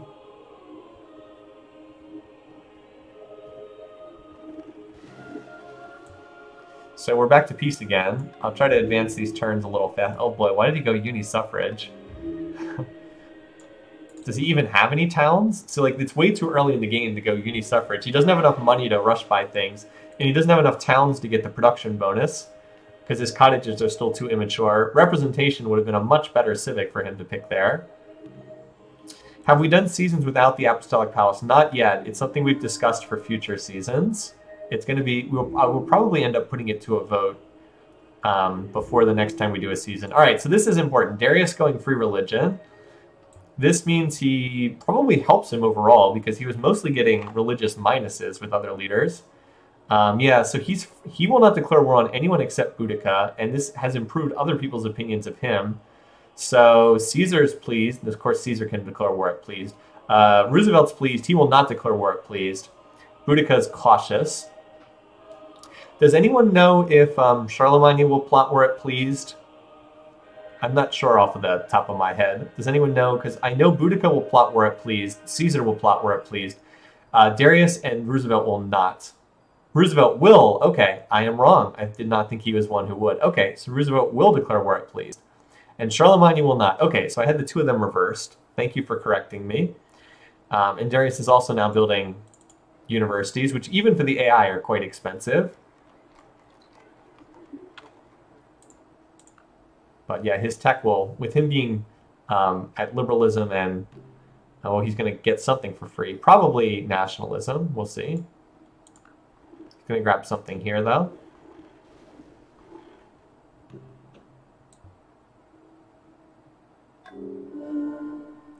Yeah, oh, he went for economics, I'm sure. If the Great Merchant pops up the same turn, it's almost certainly economics. But I will check just to be sure. Yep, he went for the Great Merchant. Still oddly missing drama and theology. So we'll see where he goes next. Nationalism for Taj Mahal is likely in his future. But yeah, he's really just running away with the game economically.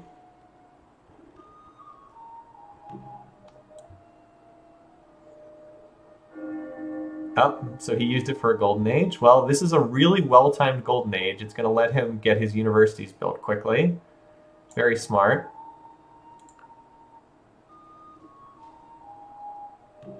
So yeah, we just got a peaceful game right now. Not much going on. Caesar's just building wealth in his cities as he tries to get engineering done. There's the nationalism.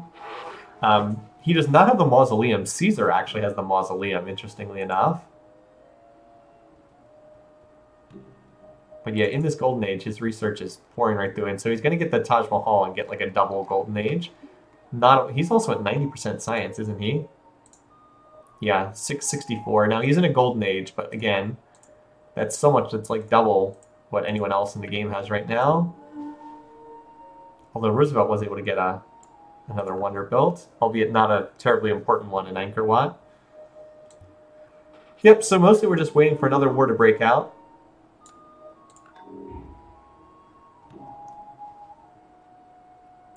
So Boudica is going to become AP leader again. I do think that eventually Roosevelt will be able to take over Caesar's territory, assuming that they go to war again. So Charlie's in a golden age too. Oh, he declared war on the Romans? Interesting. Apparently he declared war on the Romans with this giant stack. Okay. Once we get all the golden age messages out of the way. Charlie's like, alright, fine. If you're not going to do it, I'm going to do it. He's like, if you're too incompetent to conquer this guy, Roosevelt, I'm just going to conquer him for you. Anyway, so, yeah, honestly, a lot of this territory would go to Roosevelt anyway, because he's got a lot of culture in this city. Well, I guess he doesn't have that much. 2, 3, 20, 46. Actually, no, this Ravenna's culture would not pick up the Neapolis spot, but it would pick up the Antium spot, yeah. Oh, well. Yeah, Caesar has no shot here. He's done. Unless he can get a stop the war or something. But yeah, he's certainly has no shot against that.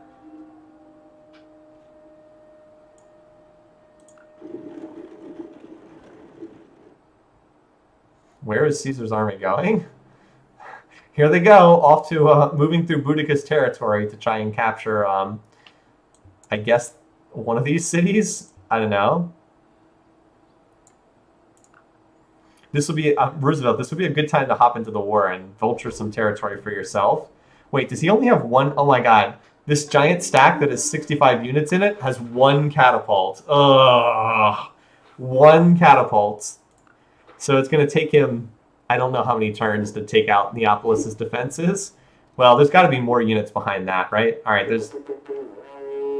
well, there it is. There's Roosevelt joining in. Divine Right, which is picked up by Darius. All right. The two of them, surely the two of them will be able to stop Caesar, right? Surely the two of them together will be enough to do this. I guess we'll see, though.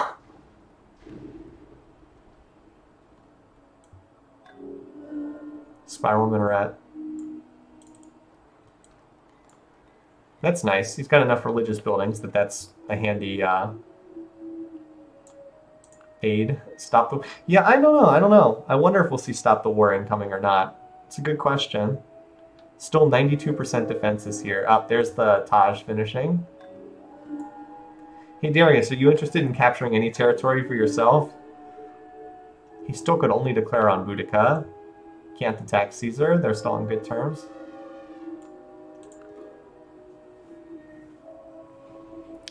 So he's going on. He's doing the typical. I'm going to ignore everything other than. I'm going to ignore everything other than rifling. Oh, hello. Okay, well that makes things a little bit more interesting. Boudica declares war on Roosevelt. All right. Well, we got some action here. Darius is now the only AI not in a war again. He has not been in a single war the entire game. And look, he is planting more cities on the borders to try and grab tiles. He slipped that one in there. I'm wondering if he just sits out every war for the whole game. Yeah, he still won't declare war on anyone other than Boudica, but this might be an opportunity to do that. That's true. She might be able to pull in the other AIs. Yes, great spot. She could pull in the other AIs. We could have a everybody attack Roosevelt war, which would be... Wow, okay, that would shake up the game in a pretty profound way. Well, let's wait and see if she decides to go for that or not. Now, Roosevelt could protect himself against that if he would take one city that has Islam in it. Boy, the castle defenses are so strong here for everybody. Like, it's taking forever to bombard down the defenses in each city. Has anyone ever won a game without being at war? I believe so. I think we've had that happen. I should also mention, we should also look at the power bar graphs. So Charlemagne's in first, then Boudica, Darius, Roosevelt, and Caesar. Caesar's still hanging in there, like clinging to life. His armies are going to be impossibly outdated technologically, though. It's just a matter of time until they're too outdated. Yeah, pretty large force here. And meanwhile, Darius is like, yep, I'm just going to keep sitting here building. Statue of Liberty, Oxford, yep, build, build, build, while you guys toss units at each other.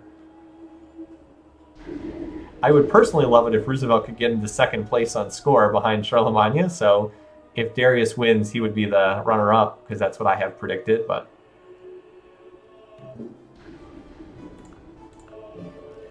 so far, none of these cities have fallen. This one, oh, well, spoke too soon. Although this is probably going to get swallowed up by Darius's culture, because Darius... Oh man, could Darius continue getting more culture without even firing a shot here? That said, this the Charlemagne versus Roosevelt war for second place is not looking so great there. Oh, so he has to hold a new election just of who controls the AP. This city is still being attacked by Roosevelt's army over here. And we still have the siege of Neapolis, which has been going on forever, slowly bombarding like 5% of the defenses each turn. All right, so Boudica is the leading candidate. She's the only one who has any Islamic votes whatsoever. No one else has any. And yes, this city is unlikely to be held by...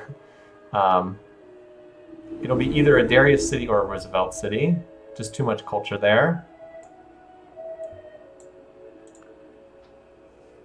Look how Sitting Bull's about to get mysticism. All right, so Roosevelt did pick up this city.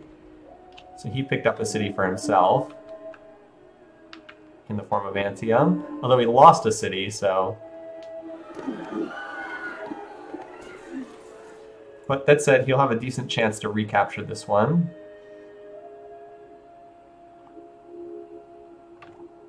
Anyway. So Charlemagne is still sieging up this city.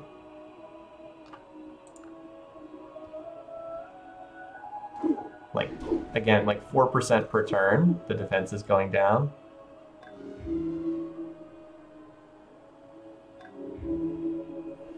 Civic swap.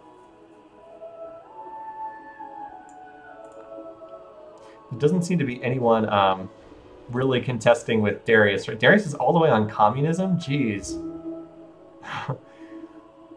He seems to be a long way out in front, and he just went into emancipation.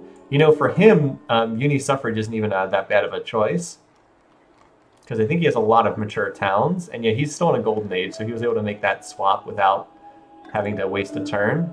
He really does need to get up to rifling tech, though. Neapolis, still slowly being sieged down. 3 catapults. Awful lot of fighting going on.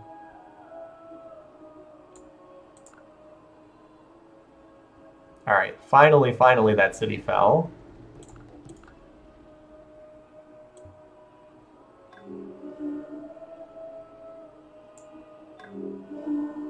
As Darius completes his... So he just finished his shrine. The Dai Miao is the Taoist shrine. Let's see how much that religion's been spread about. He's also about to finish Statue of Liberty, too. Alright, has not been spread very well at all. Maybe he'll get more serious about doing that. Also, Moai statue in a golden age. Hooray! Our favorite Moai statue in a golden age.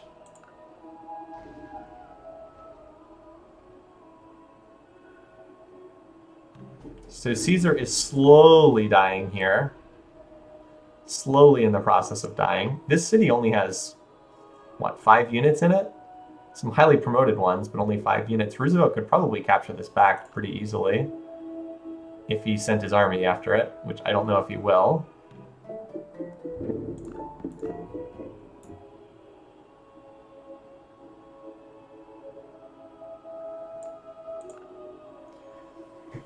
So yep, on we go.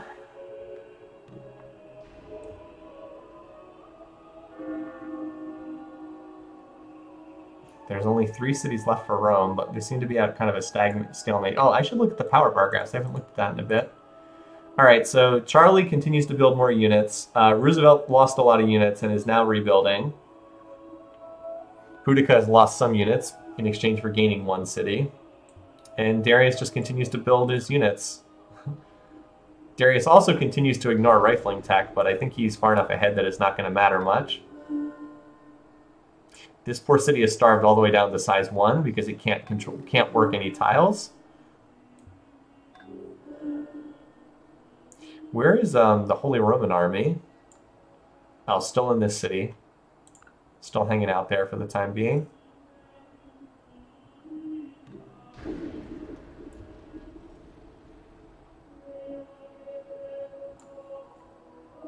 Yeah, Boudica really has not defended this city that she captured.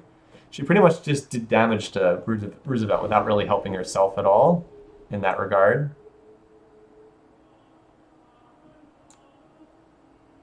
So yeah, the game is still pretty...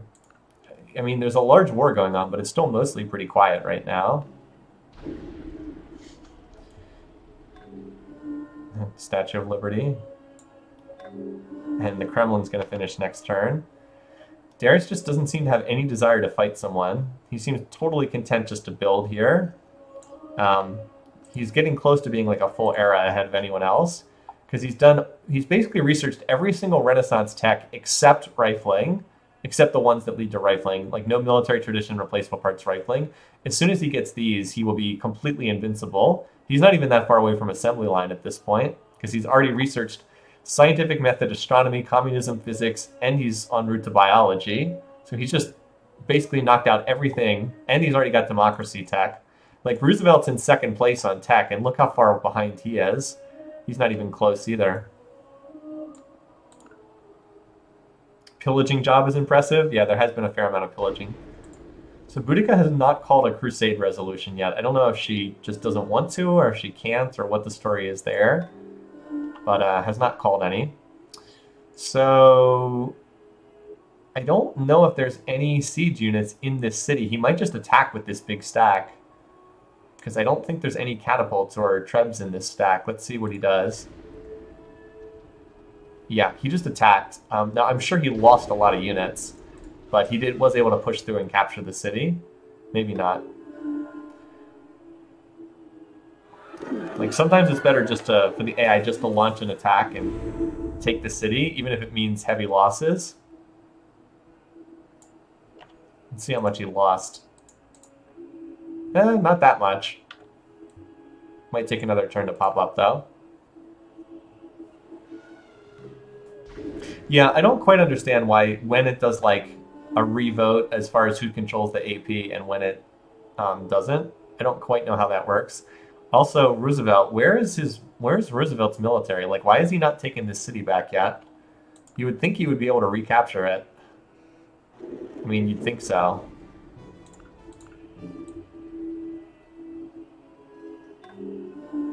Anyway, so we're kind of watching Caesar slowly die here. Wait, there's a lot of units over here.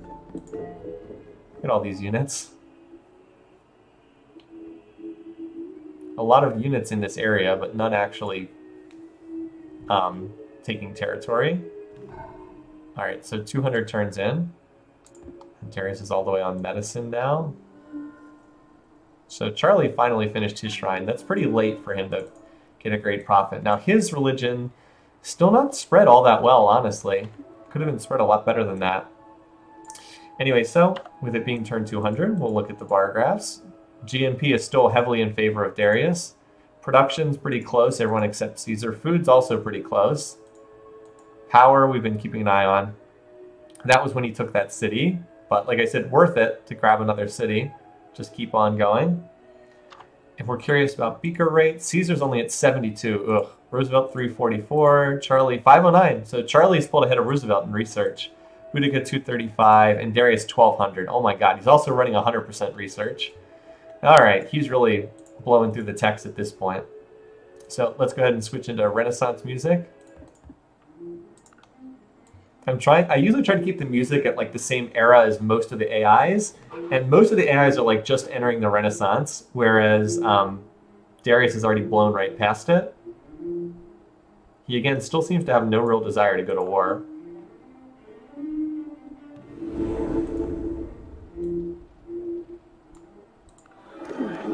Oh, whoops, I didn't even see that that city got captured.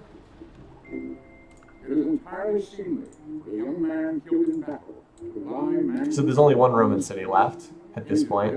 All things appear fair. Roosevelt has been completely incapable of capturing any cities. He's actually, oh wow, I didn't even realize this. His capital is under assault by Boudica. I didn't even see this earlier. I don't think she's going to take it, but I mean, it is possible. Yeah, that was a pretty significant assault. Look how promoted her units are. She's got a City Raider 3 Shock plus Guerrilla Mace. Or, yeah. She has a Combat 4 crossbow. A lot of heavily promoted units. I mean, that's kind of her thing. Maybe she can take this city. See how well Roosevelt's able to reinforce it. A lot of heavily damaged, heavily promoted units up there.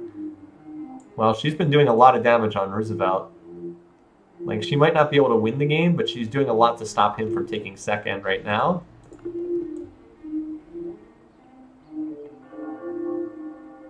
And she was in a golden age, too. Now Darius is finally on rifling. Yeah, Roosevelt is definitely a bad war AI. All right, now that the defenses have started to return to this city, I don't think it is. I don't think it's in any danger of being captured. That's more than Caesar can say because he's about to get eliminated here. And it feels like by taking this territory, Charlemagne has been putting himself more firmly in second place because Roosevelt's been falling all over himself with problems. I assumed that Roosevelt was going to take over Roman territory, but that hasn't really happened, because he was unable to conquer Caesar, even though it looked like it would have been very easy to do. Not able to manage it, though, so Charlie ends up doing it. Sid Sushi. All right, come on. Give us that printout message. It's like, yes, one of the Civs got eliminated, but wait, we got to talk about Sid Sushi first. All right, so that's that for Caesar. Yeah, not a great showing for him. The biggest favorite for this game, but as I said, I just didn't think his land was all that great. And in that regard, I think I was right. All right, so Caesar comes in fifth, I guess. Eliminated. So he, what turn is this? Turn 208.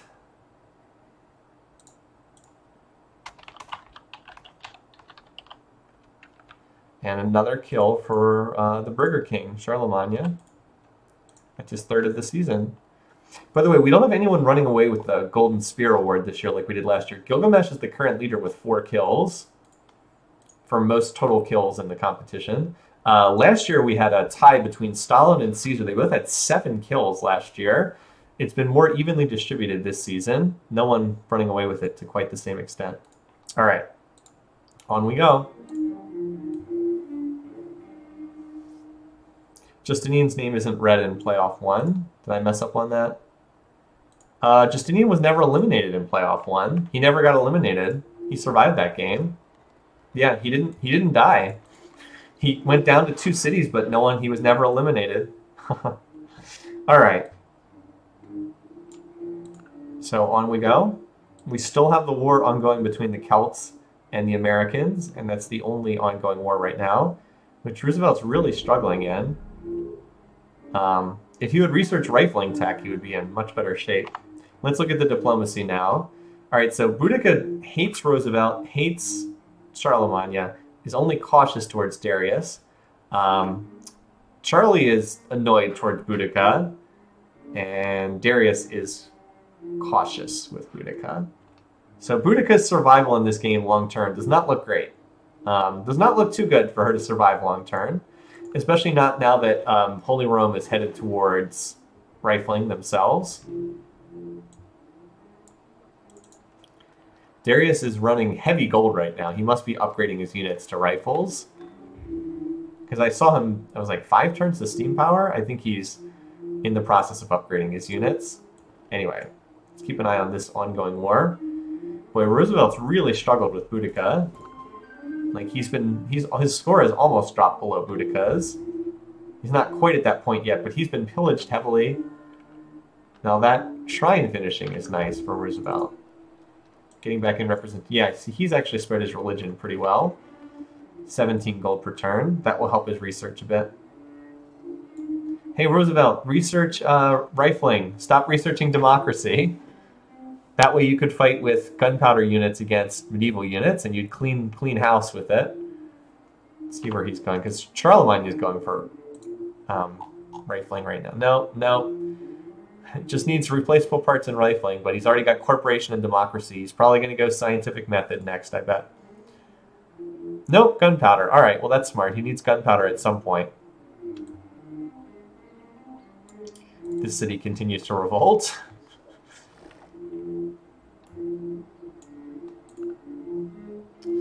Meanwhile, Darius has just finished steam power and he's on to steel. Oh, no, Roosevelt is on replaceable parts. Okay. En route to rifling? Yep, all right. Here we go. So this is what Roosevelt needs to do. He needs to get to rifling, upgrade his units to rifles and cavalry, although he needs military tradition for that. And then he can start pushing back. You know, if he conquers Celtic territory, he could still get ahead of Charlemagne. That's probably not going to happen because Charlie will probably enter the war himself before much longer. But there is a possibility for that. That is my dream, that he gets to rifles and then conquers the Celts and then gets into second place. But as I said, I figured that he wouldn't have enough time for that. So Charlie returns to the war again. We'll see if we get a stop the war resolution from Boudica now. Gets us up to 10 wars. With Charlie only 2 turns away from discovering rifling, this is not good for Boudica. How far is she away from rifling? Pretty good way. She's going for military tradition, which will be nice. We'll unlock the cuirassier, but is a long way from rifling. And not get a crusade called on him. Yes, indeed. Here we go again. So where is the big stack for Holy Rome? Got to have a huge stack somewhere. Also note the city planted on the border. Smart decision there. Here it is, right here. So keep an eye on Neapolis. This is where the big stack is.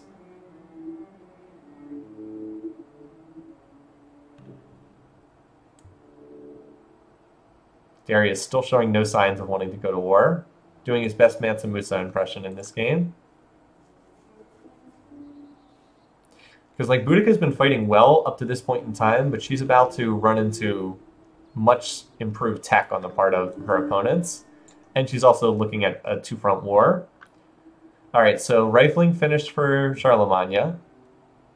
So he will have rifles starting next turn. And calves, because he already has military tradition.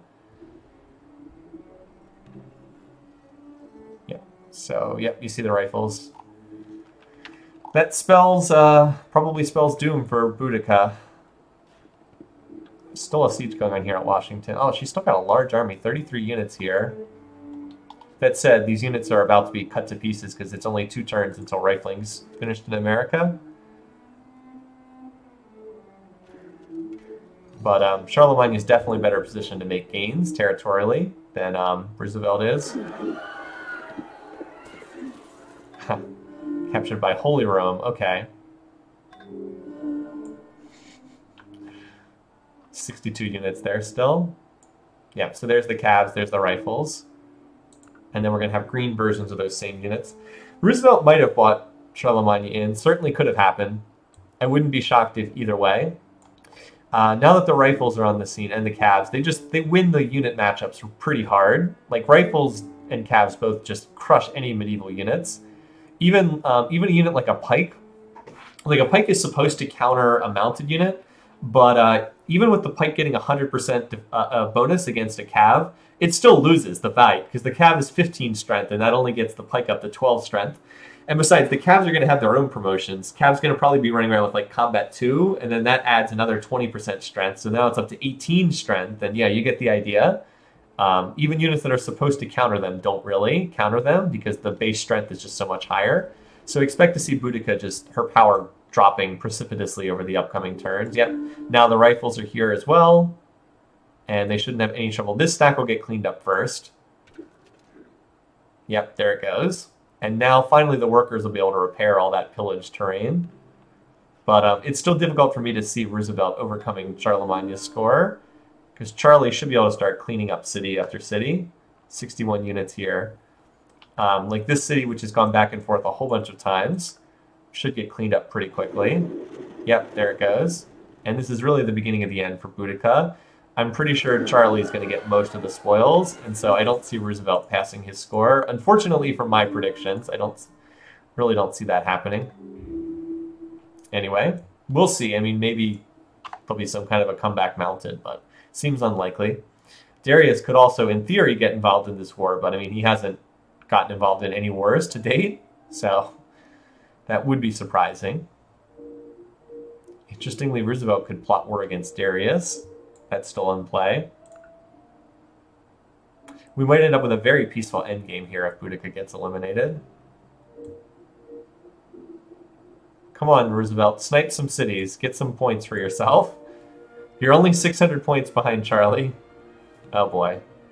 Here's the stop the war. Stop the war against Charlie, and then Roosevelt gets the rest of the spoils.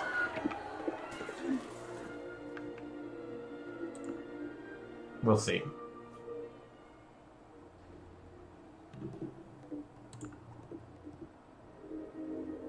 It succeeded by a little bit. So does that end both wars or just one of the wars?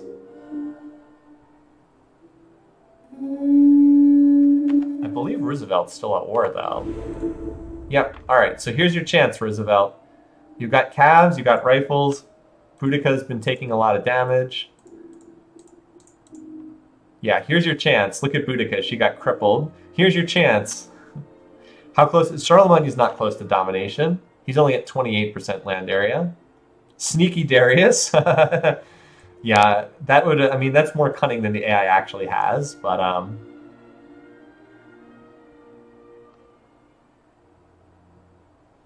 yeah, we should see some green units start crossing the border soon, though. Here they, all right, here we go. Here comes some. Oh, one trebuchet. That's really bad. Without the treb, they would just attack, but with that treb, they'll spend 30 turns bombarding the defenses.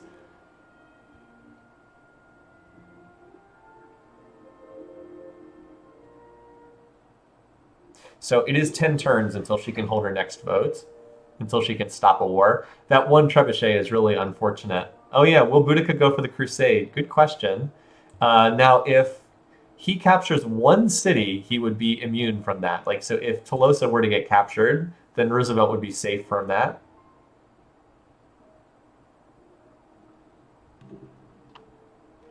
Oh, that one trebuchet. Seriously, this city would be captured so easily if he just attacked. Because it's mostly Cavs on defense, or excuse me, mostly Knights on defense. Also Darius on assembly line. Oh, can't stop the war because he has no Islam. Oh, okay. Interesting. That's, you know what, I think you're right. I don't think she can stop the war because you can't stop amongst fight. She can only stop the war amongst our brothers in faith, and there is no brothers in faith there. All right, there's another treb upcoming. Still, it will take a very long time to bombard down the defenses with trebuchets.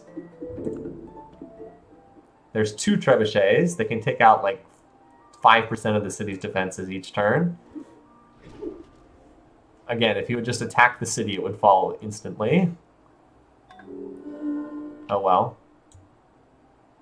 So that great general must have been from fascism finishing. Yeah, Darius is getting his factories and power plants up now. Yep. Good point, Spreek. That's also why the war didn't stop. If he had Islam, both wars would end. Gotcha. Roosevelt does have cannons now. Did he get to? Oh, yeah, he does. Okay. Cannons will speed up his war progress a lot because they ignore castles and they just function against the cultural defenses. Still, he's running out of time here. The 10-turn timer is ticking down, and then Charlemagne will almost certainly re-enter the war once that timer is gone. Assign the Holy Roman city of Florence to Boudica. Okay, that's that city that's been fought over continuously. So where are the... Oh, here's a rifle or cannon. I'm sure that will go through successfully. No, it failed! Charlemagne defied! Yay, good for you! Actually, it wouldn't have gone through anyway, so he just got defy unhappiness for no reason. Okay. So, yeah, that wouldn't have gone through anyway, but now he's got the defy... Oh, wait. Oh, he only gets that in Islamic cities, that's right, yeah. He gets that in Islamic cities. Still just bombarding away with those 2 trebuchets.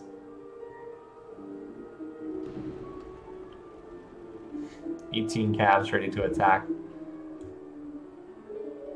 Well, Darius has got he's starving all his people for some reason. It's not quite clear why. What did happen to those cannons anyway? Oh, Atlanta was... Okay, so Atlanta was apparently reassigned at some point. Someone gifted this over back to Roosevelt. So that will help his score a little bit. But he would, again, need to capture a significant territory in the Celtic lands if he wanted to catch up to Charlemagne.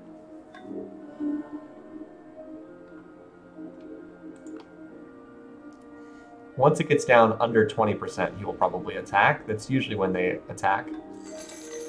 Mining Inc. Darius is on industrialism. He's building a whole bunch of wonders again.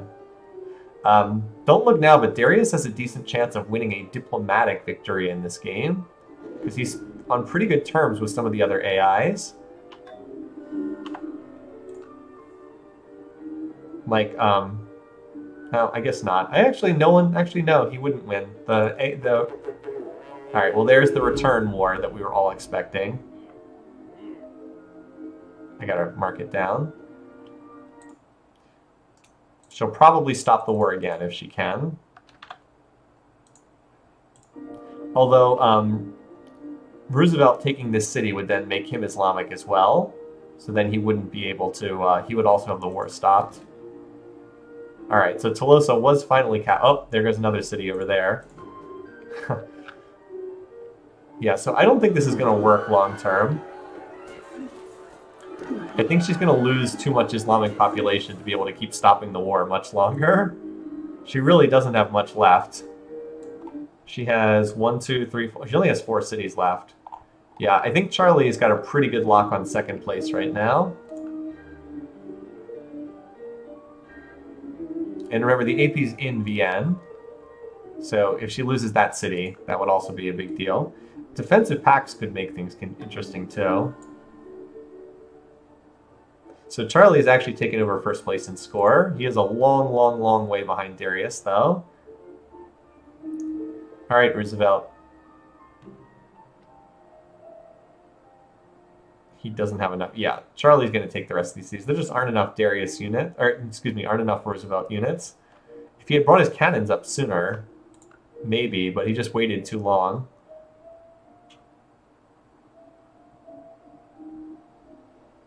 Also, I think a bunch of American units attacked and did not succeed. Yeah, the American units, I think, attacked for Lamian and just all died. Either that or they moved back here. So Darius finished another wonder.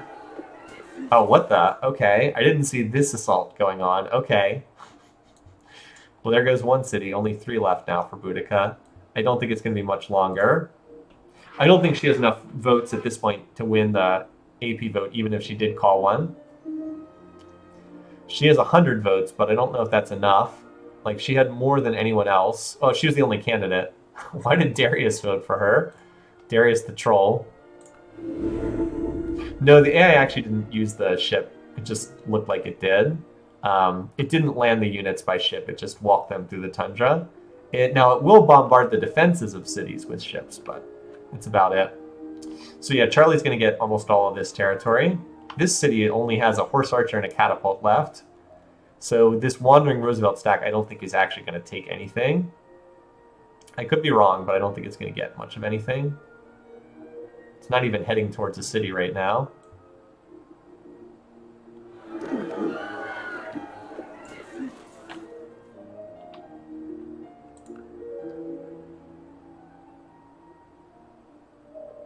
Certainly a good game from Charlemagne. He's been pretty impressive in this one. Just one city left now. And with this monster stack outside it. Yeah, boy, this has really showed how poor Roosevelt is at warring, right? Really shown how bad he is at warring. Charlemagne is definitely a better AI when it comes to fighting.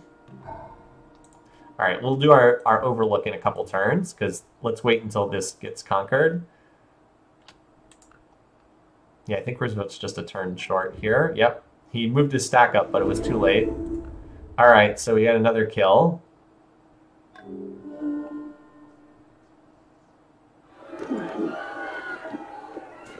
Boy, Roosevelt really did not get much of anything out of the destruction of Rome and Celtica. All right, let's swap back over to the desktop. So Boudica, not surprisingly, the next one gone. Turn 251.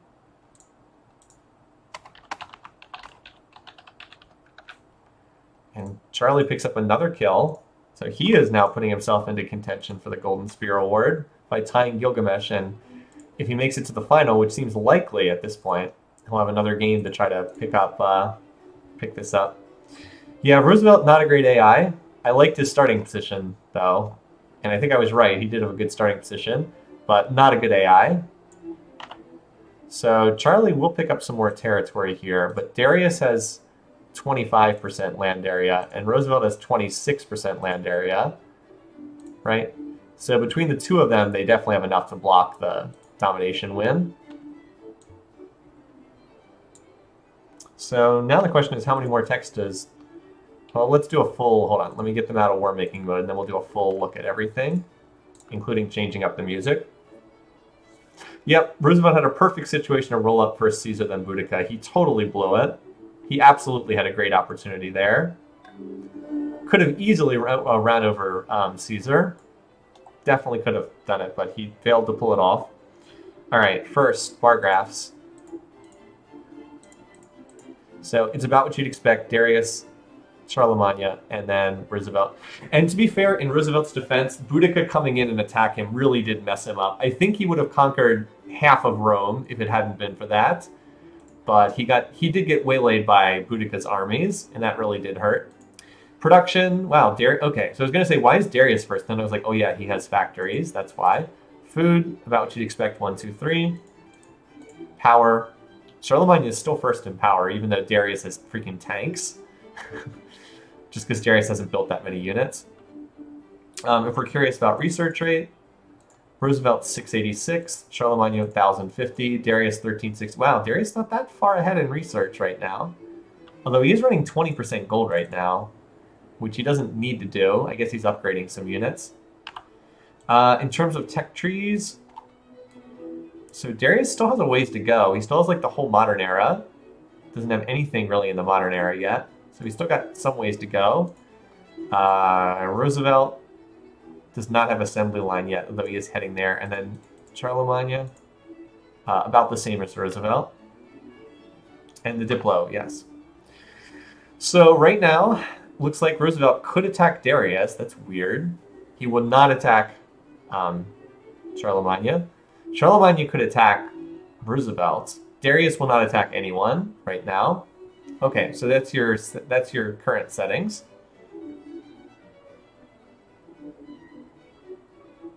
So right now the big friendly matchup is Darius and Charlemagne will not fight. The others can all fight each other.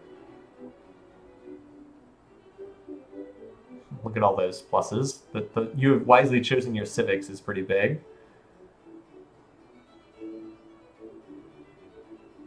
Open borders. These two must have very similar peace weight, judging by the fact that they're pleased with so few pluses.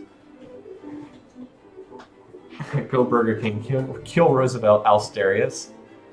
I guess that is a possibility that he could attack Roosevelt and kill him and win by domination. That is in play. Since I have Darius to win, I certainly would prefer to see him win. Although Darius is building a lot of military. I wonder if he's plotting war.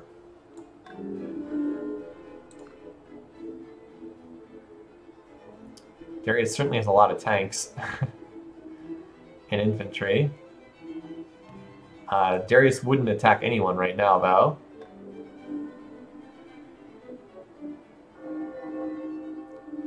Yeah, Charlie is a decent shot to win this, but he's going to have to win it by domination. He can't win the spaceship. I think he's too far behind. Did one of these two just declare war? Or are they just moving through each other's territory? Alright, just moving through each other's territory. I saw like the random green units walking around in yellow borders, and I was wondering if that was a war getting kicked off. How's Darius looking in terms of culture? Well, he's not running the culture slider just yet, and I don't think he's not too close. Gordium would be his third city, and that is 197. So he'd have to run the culture slider to have any realistic shot of winning by culture.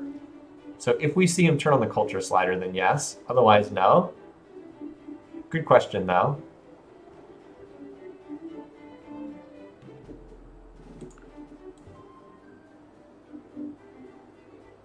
These guys are all walking around in each other's territory, so it makes it hard to know whether a war is getting started or not.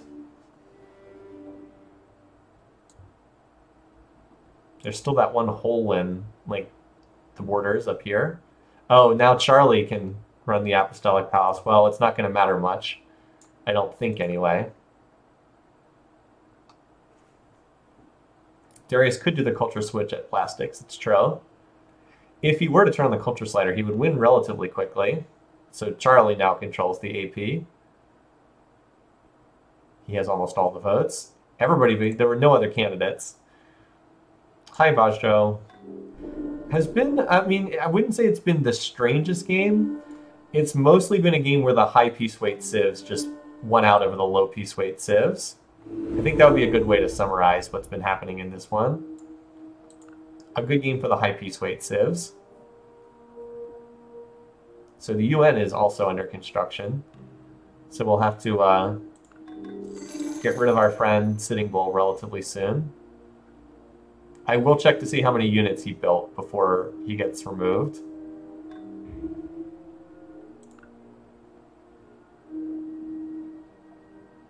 We'll check in with diplomacy again periodically just to see if the situation swapped at all. All right, so right now, Charlie won't declare war because he doesn't plot it please. Darius won't declare war. He doesn't plot it please. The only war that could start right now would be Roosevelt attacking Darius, which seems unlikely. Oh, he will plot war at please, so he could also attack Charlemagne. Okay, so either he could start a war. So basically Roosevelt could start a war, but he seems unlikely to do it.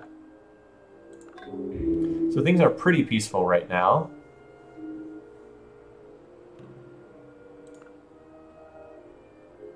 I wouldn't be surprised if we just click next turn into the end of this game. That wouldn't be shocking to me. Because none of these... Charlemagne is the only one who's kind of aggressive out of these three. And as we said, he's the one who is currently pleased with both leaders and won't declare war at pleased.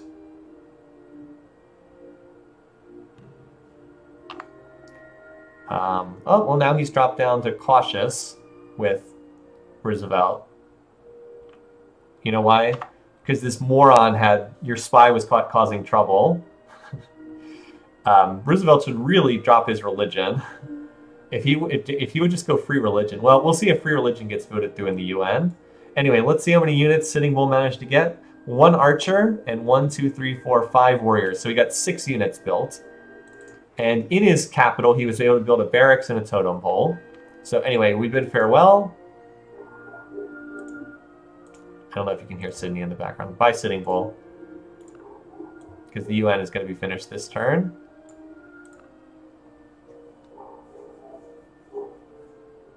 If he keeps barking, I'm going to have to go see what he's doing. All right, so Darius, and this is going to be interesting. Who will Roosevelt vote for? He will vote for Charlie. Wow, could Charlemagne win a diplome victory? I don't think so, but it's not impossible. All right, let me go see what the heck he's doing. 1 sec, I'll be right back. Sydney.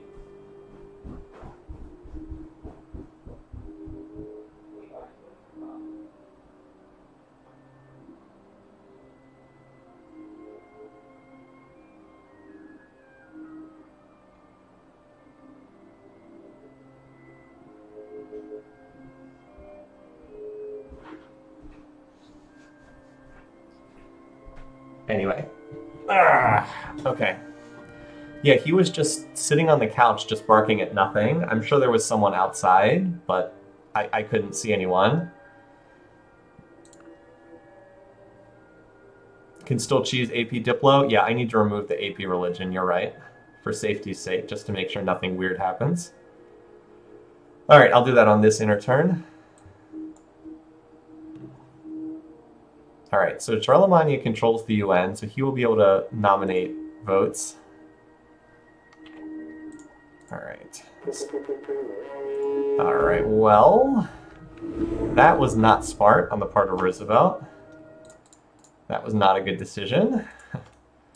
This actually makes Charlemagne less likely to win if Darius is able to start overrunning territory. Alright, now let me go back and take the AP Religion out.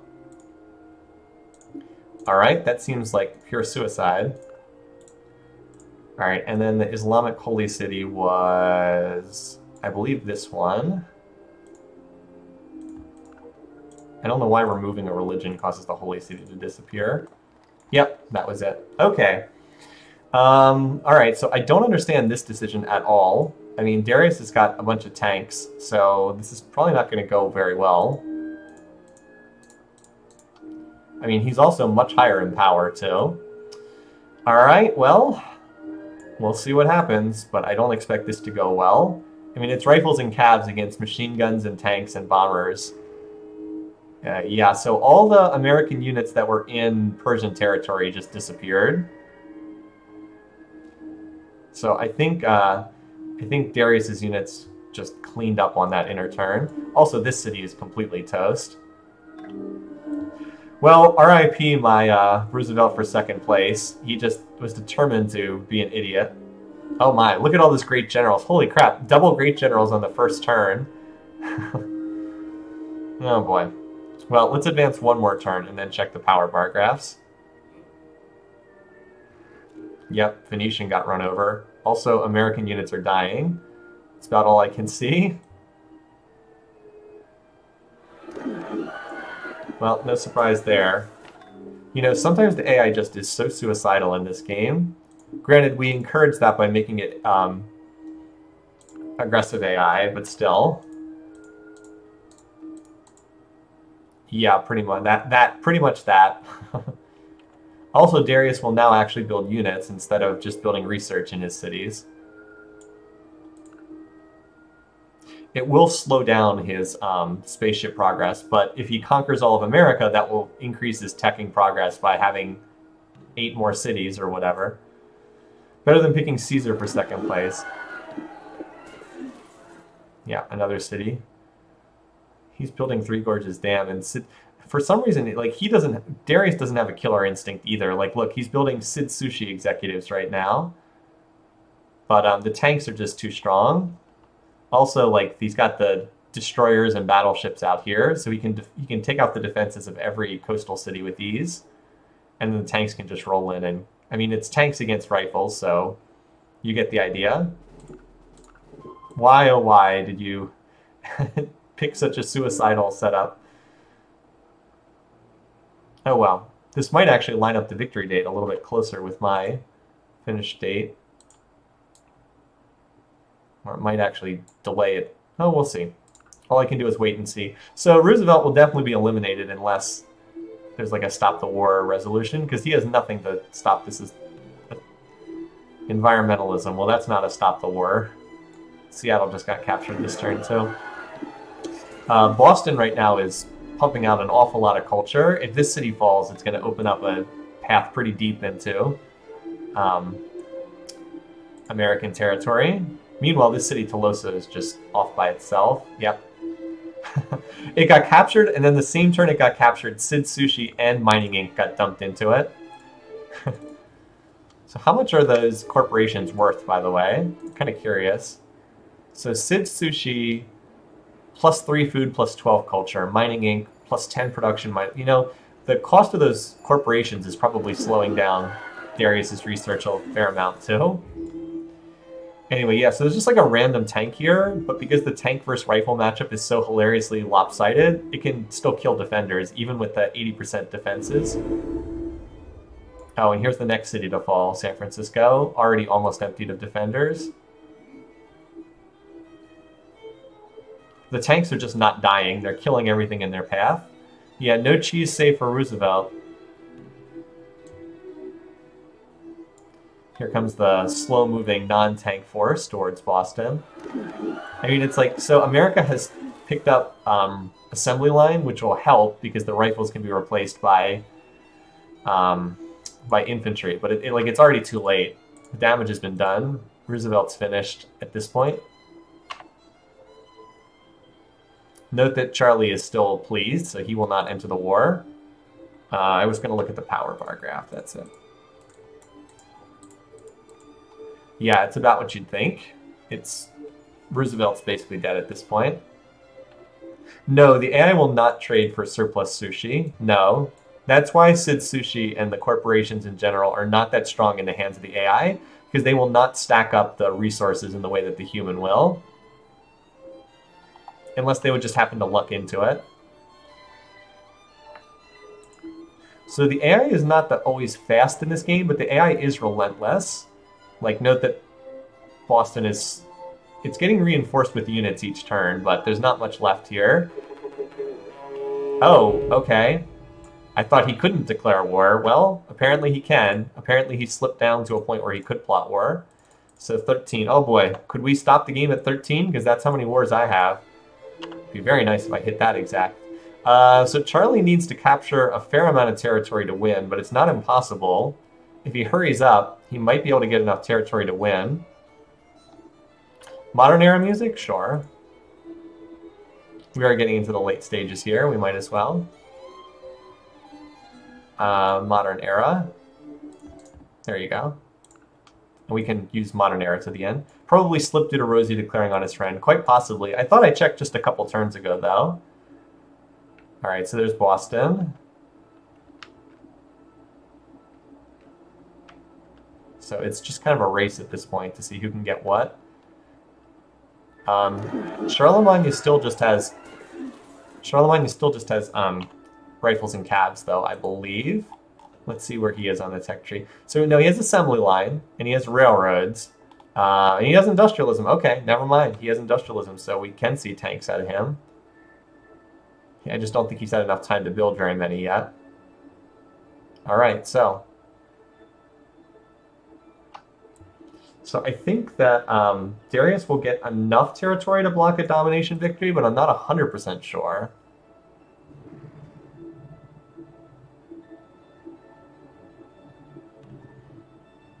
Global civic free speech. Darius just has one tank, but he actually might be able to get this if it attacks twice. Who moves first between the two of them? Hold on, I gotta look to see who moves. I think Darius moves first between the two of them. Yeah, Darius moves first. So I think Darius's one tank might be able to capture this city because there's only one defender in it. Let's see. Yep. One tank, but that's all he needed. Snipe that city away. Alright, so free speech globally. Now New York was captured this turn, so...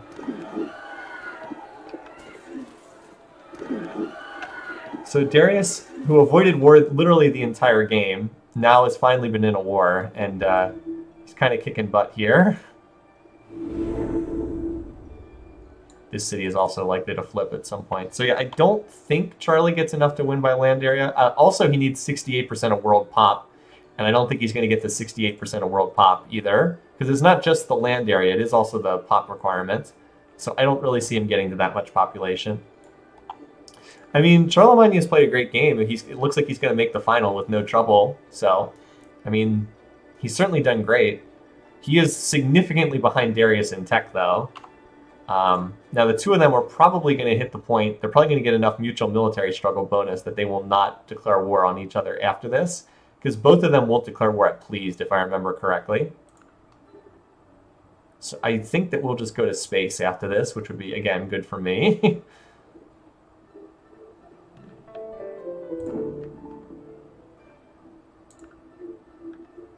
So yeah, anyway, more units still advancing on Washington, which should be the next city to fall. And yep, there's the Holy Roman tanks as well.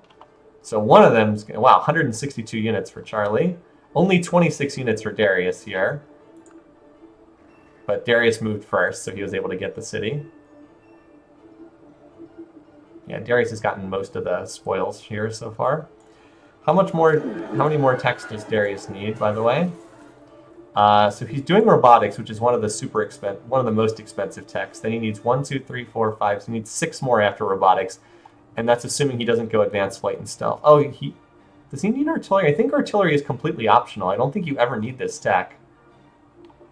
Yeah, so we'll see. We'll see if he researches stealth or artillery. Here comes in the paratroopers outside Chicago. Well, Diplo victory. Well, this vote's going to be split. Because, yeah, I don't think either of them have enough votes for that. Still, it's interesting to call that. I can't see Roosevelt voting for either of them, because Roosevelt would have to vote for one of them, and he hates them both, so I can't see him voting, so they will almost certainly split the vote here. Yet, we also have to keep an eye on Darius's culture slider. He doesn't have as much of a predilection for cultural victory as some of the other leaders, but he could go for it. Yep. So not quite enough. Roosevelt abstains. Even if Roosevelt had voted for Charlie, he would not have had enough votes. They're very close in population. Still kind of interesting to see that vote come out. In Beyond the Sword, you can't vote yourself the Diplo victor. It has to be someone else voting for you. I've never liked that. I think if you have enough pop to vote yourself the winner, you should just be able to vote yourself the winner. But that's the rules in this game. So double city capture here. So who's going to get the kill credit? Also, Charlie just wasted a turn in a civic swap to theocracy.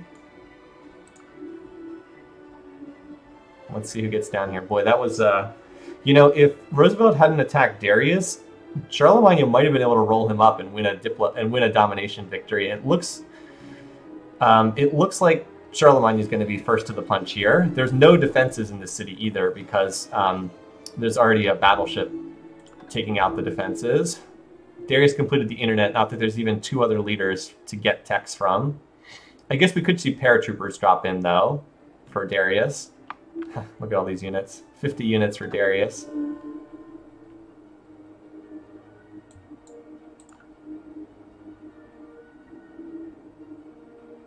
So they're just one turn at a time.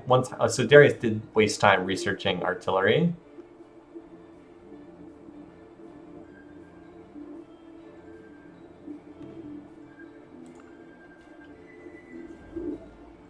All right, they're outside the last city. Should fall next turn. The only question is who gets it first.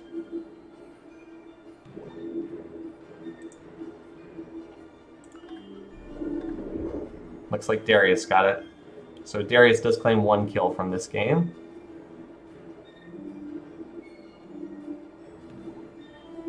All right, so environmentalism succeeds.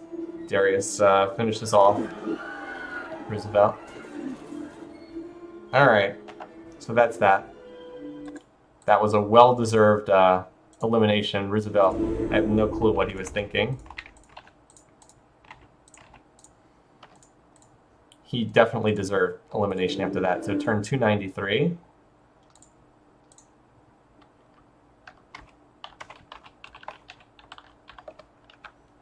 And Darius gets a kill. His second kill of Survivor.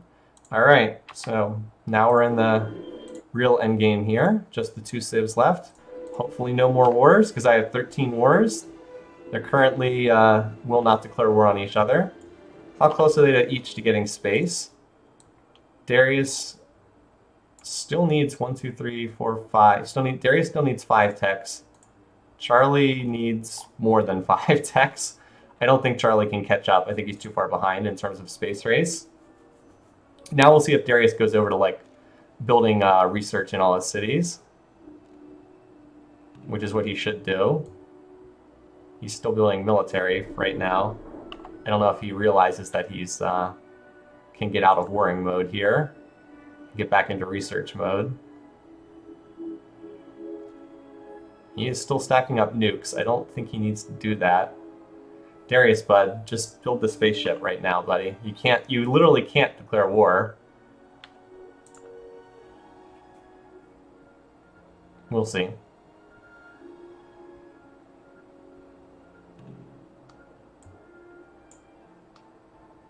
Oh yeah, he did have a meltdown. You guys pointed that out. Yeah, he had a nuclear meltdown there.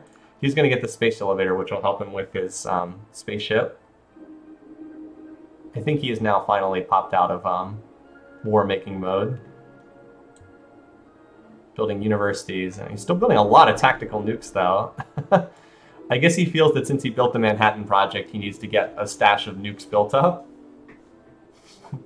We have definitely seen some endgames where the AI has gone heavy nukes, but I don't think this is going to be one of them. So this will be a good check of who has more population. Which one of them ends up becoming the UN Secretary General.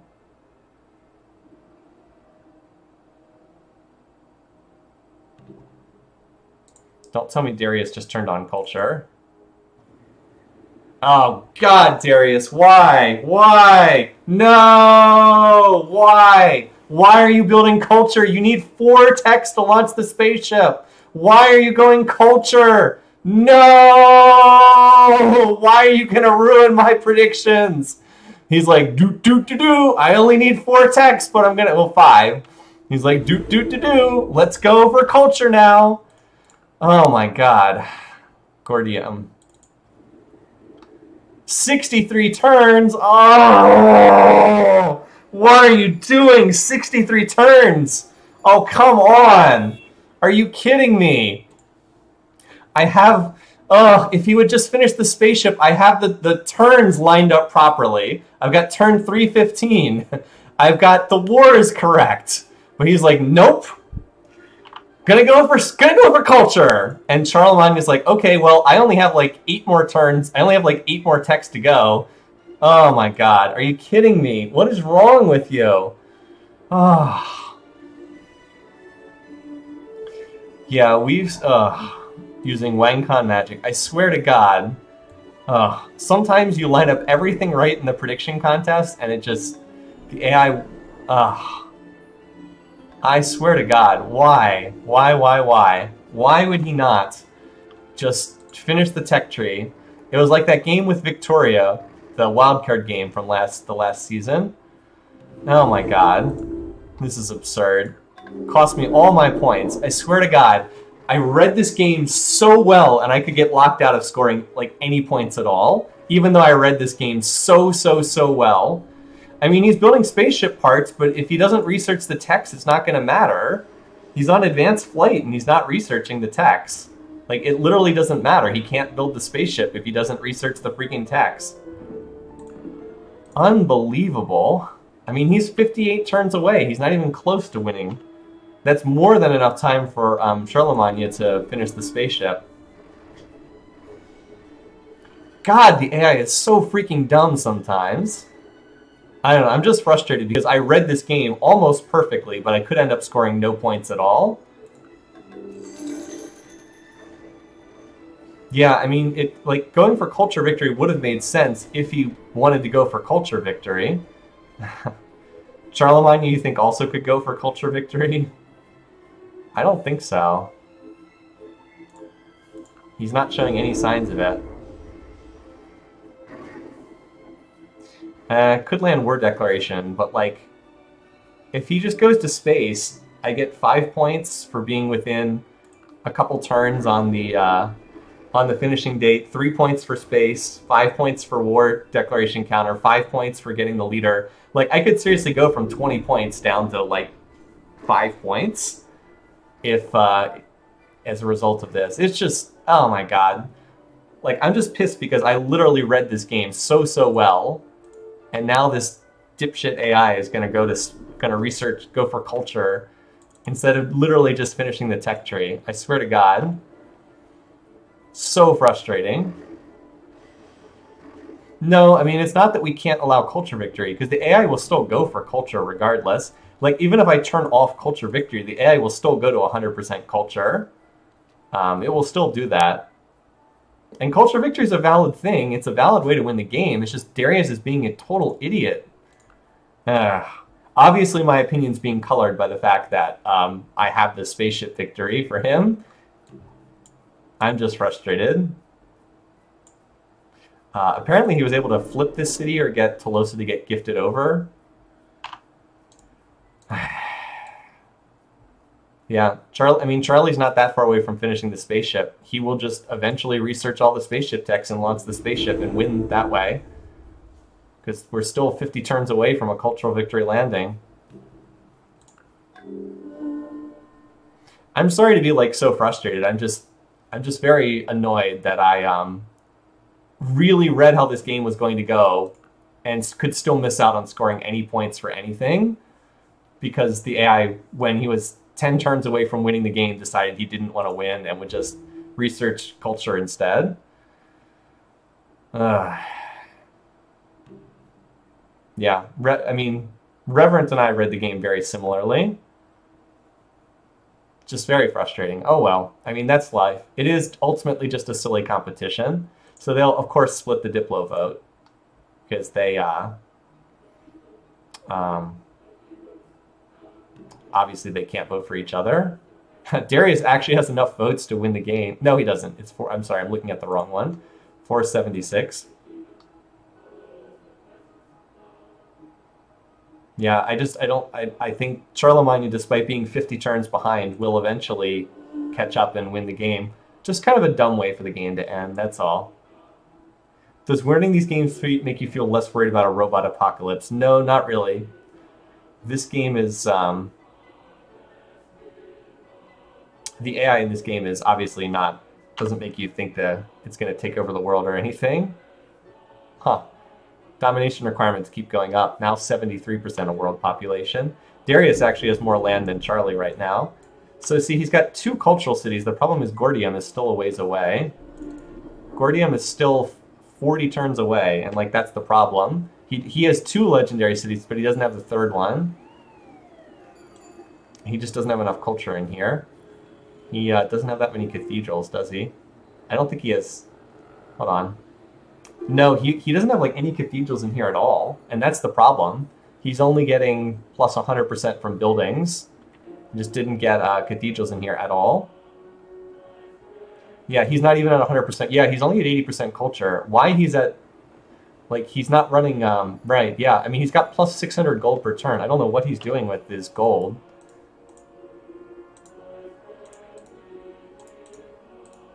Apparently he's just stacking up tons of units for a war that's not going to happen. See, look at all the spying. Even with -9 for your spy is causing problems, they're still pleased with each other. And meanwhile, Charlie's not that far away from finishing the spaceship. Well, I guess he's still got to do medicine. Well, he's still got a little ways to go, but it's not going to take him 50 more turns to research all these techs. Hey, I would have to get some great artists, and I'm not sure I see that happening.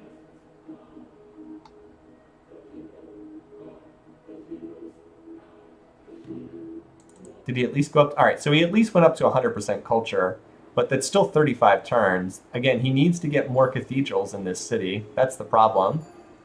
Also, instead of building wealth, he definitely should be building culture. I almost wonder if any of the other cities would pass that one. Probably not, though. And of course, the longer the game goes, the more chance there is for the AIs to do something stupid like starting another war and cost me more points in that regard, too.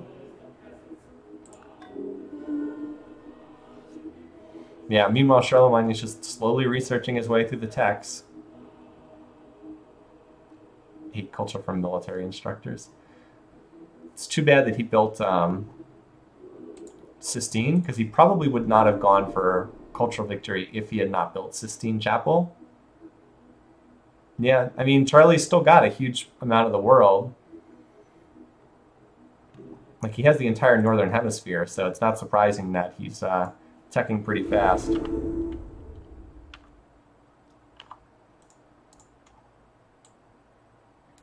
He only needs 1, 2, 3, 4. He only needs 4 more techs. Again, it's not going to take 30 turns for him to research 4 more techs and launch the spaceship.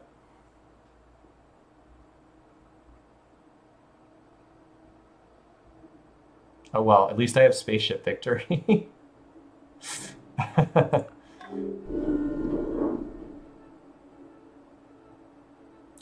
Darius won't be able to flip enough cities to win by domination. Definitely not.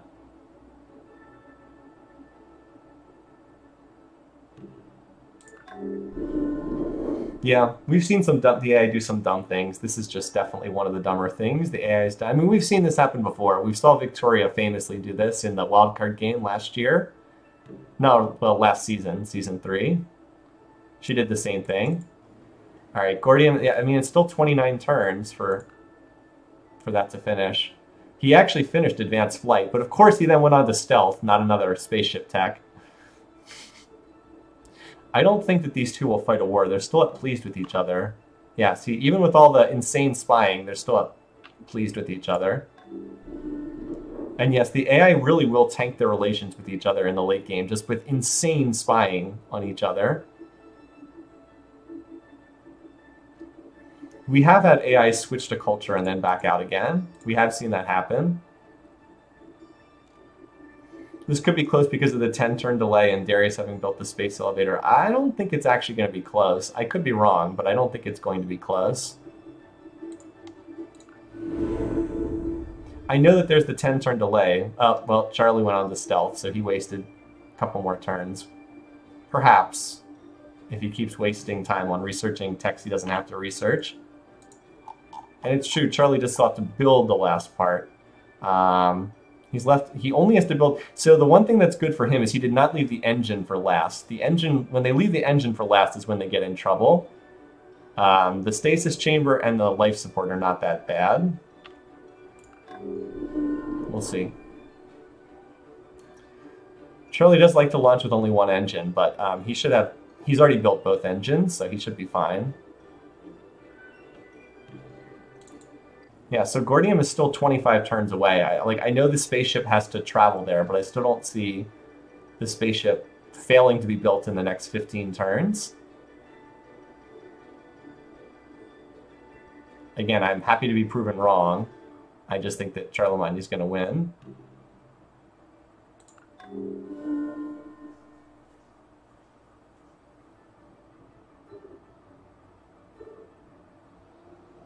Also, if you had Darius second and you get the Darius second points, you really backed into those points.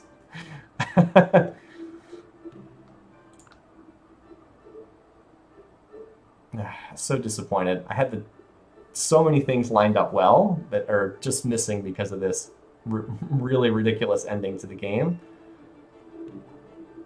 Diplo victory, yeah, they can keep holding the votes, but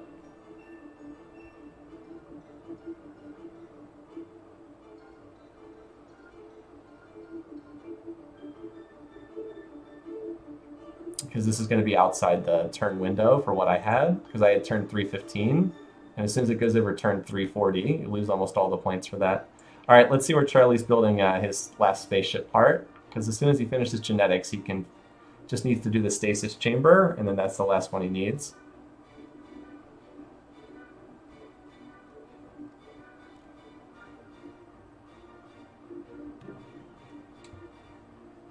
All right, it's 5 turns. So he should launch turn 341.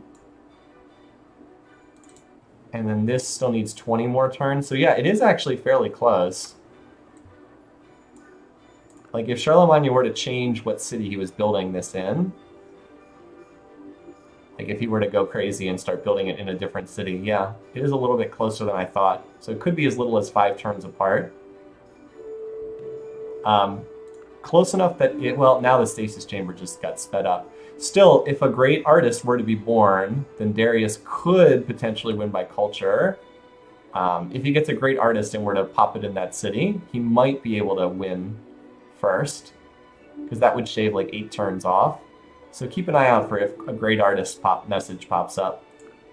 Anyway, so we're going to have a spaceship launch here.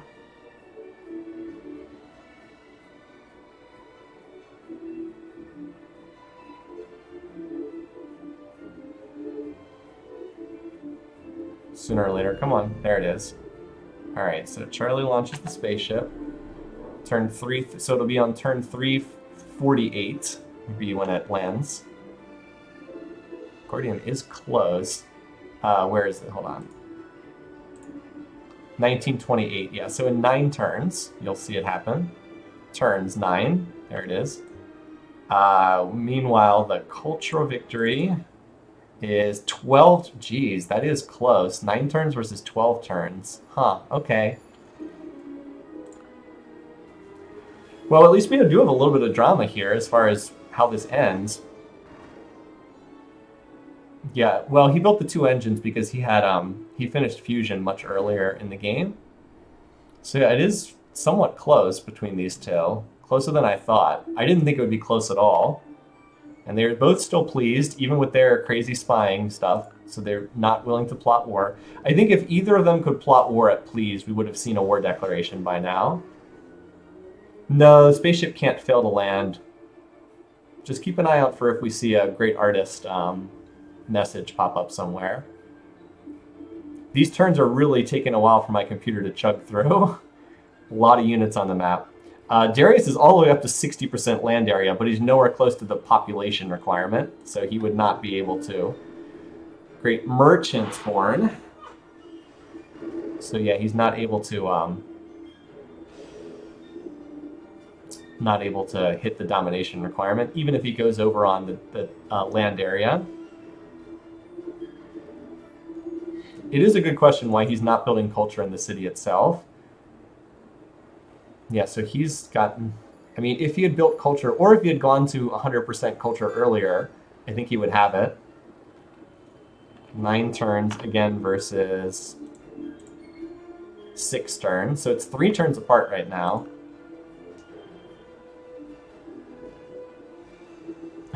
Create a con executive, definitely more important.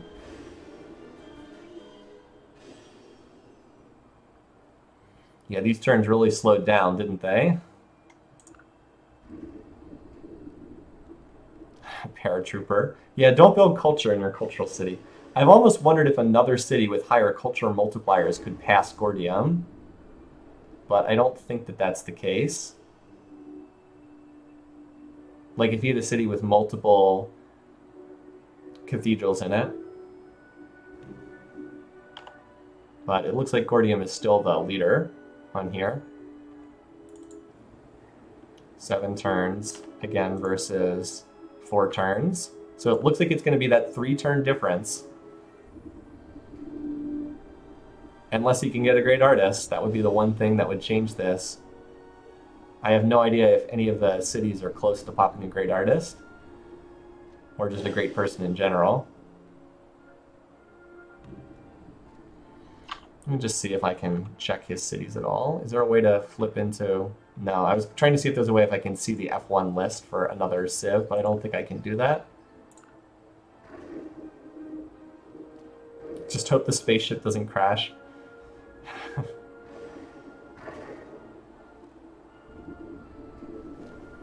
Darius definitely would have won by space. He was a good 6 or 7 techs ahead at the time that he decided to go for a culture victory. There's no question he would have won. Definitely made no attempt to build culture in that city either. All right, so we've got 2 turns left. 6 turns in this city. And then, oh, okay, here we go. So we've got the 1 turn here, 1928, and then this city is just 6 turns away, so missed it by that much, but not quite. You know, if he had built one of the cultural wonders, if he had built Broadway in this city, or what's one of the other wonders that gives you plus 100%? I'm trying to think of, or Hollywood, and there's a third one too. If he had built any of them in here, then he would have been, or rock and roll, he would have won the game too. But he put them all in other cities. The AI is not good at distributing its culture evenly. Like Persepolis has 104,000 culture, so not enough. So yeah, this will be it. When I click next turn, that'll be the spaceship victory for Charlie. Yeah, Darius, man, really good at snatching defeat away from the jaws of victory, right? I kept the camera on that city that didn't quite become legendary. I don't know why there's all those tanks there. All right, there we go. Charlie has won a spaceship victory. All right, turn 348. Yeah, the conga line of tanks is pretty funny. I'm going to write it in before I forget about it.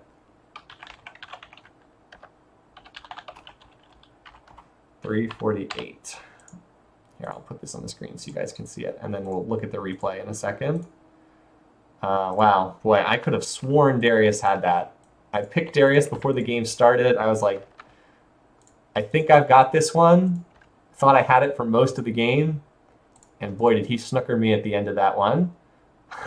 Pretty unbelievable, but they'll get a chance to rematch. All right, Darius and Charlemagne into the championship game. Wow. Oh boy. All right, let's finish up and looking at the replay in this one first, shall we? All right. So here we go. Biggest thing that happened in the early game. Couple things that I'll point out here. So Caesar expands well, but gets terrible, but crashes his economy and is so backwards in his economy he's not able to do very much. First to die favorite won the game. Yeah, seriously. Good point, Burninator. Surya Varman unable to secure any metals. So like one of the metals was like right here, and then there was another one, there was another iron source right here. And so his inability to get any metals was really big. And then we had that one early war where I thought that Charlemagne wasn't going to have much success with his initial attack, but I think he legitimately got some good dice rolls, and he just takes out the capital on the very beginning of the war. And that was the only source of horses. So Surya Varman, no metals, no horses. I mean, that's a dead civ. So he just gets rolled up and bye-bye, exits the game at an early date. So there we go, we lose that.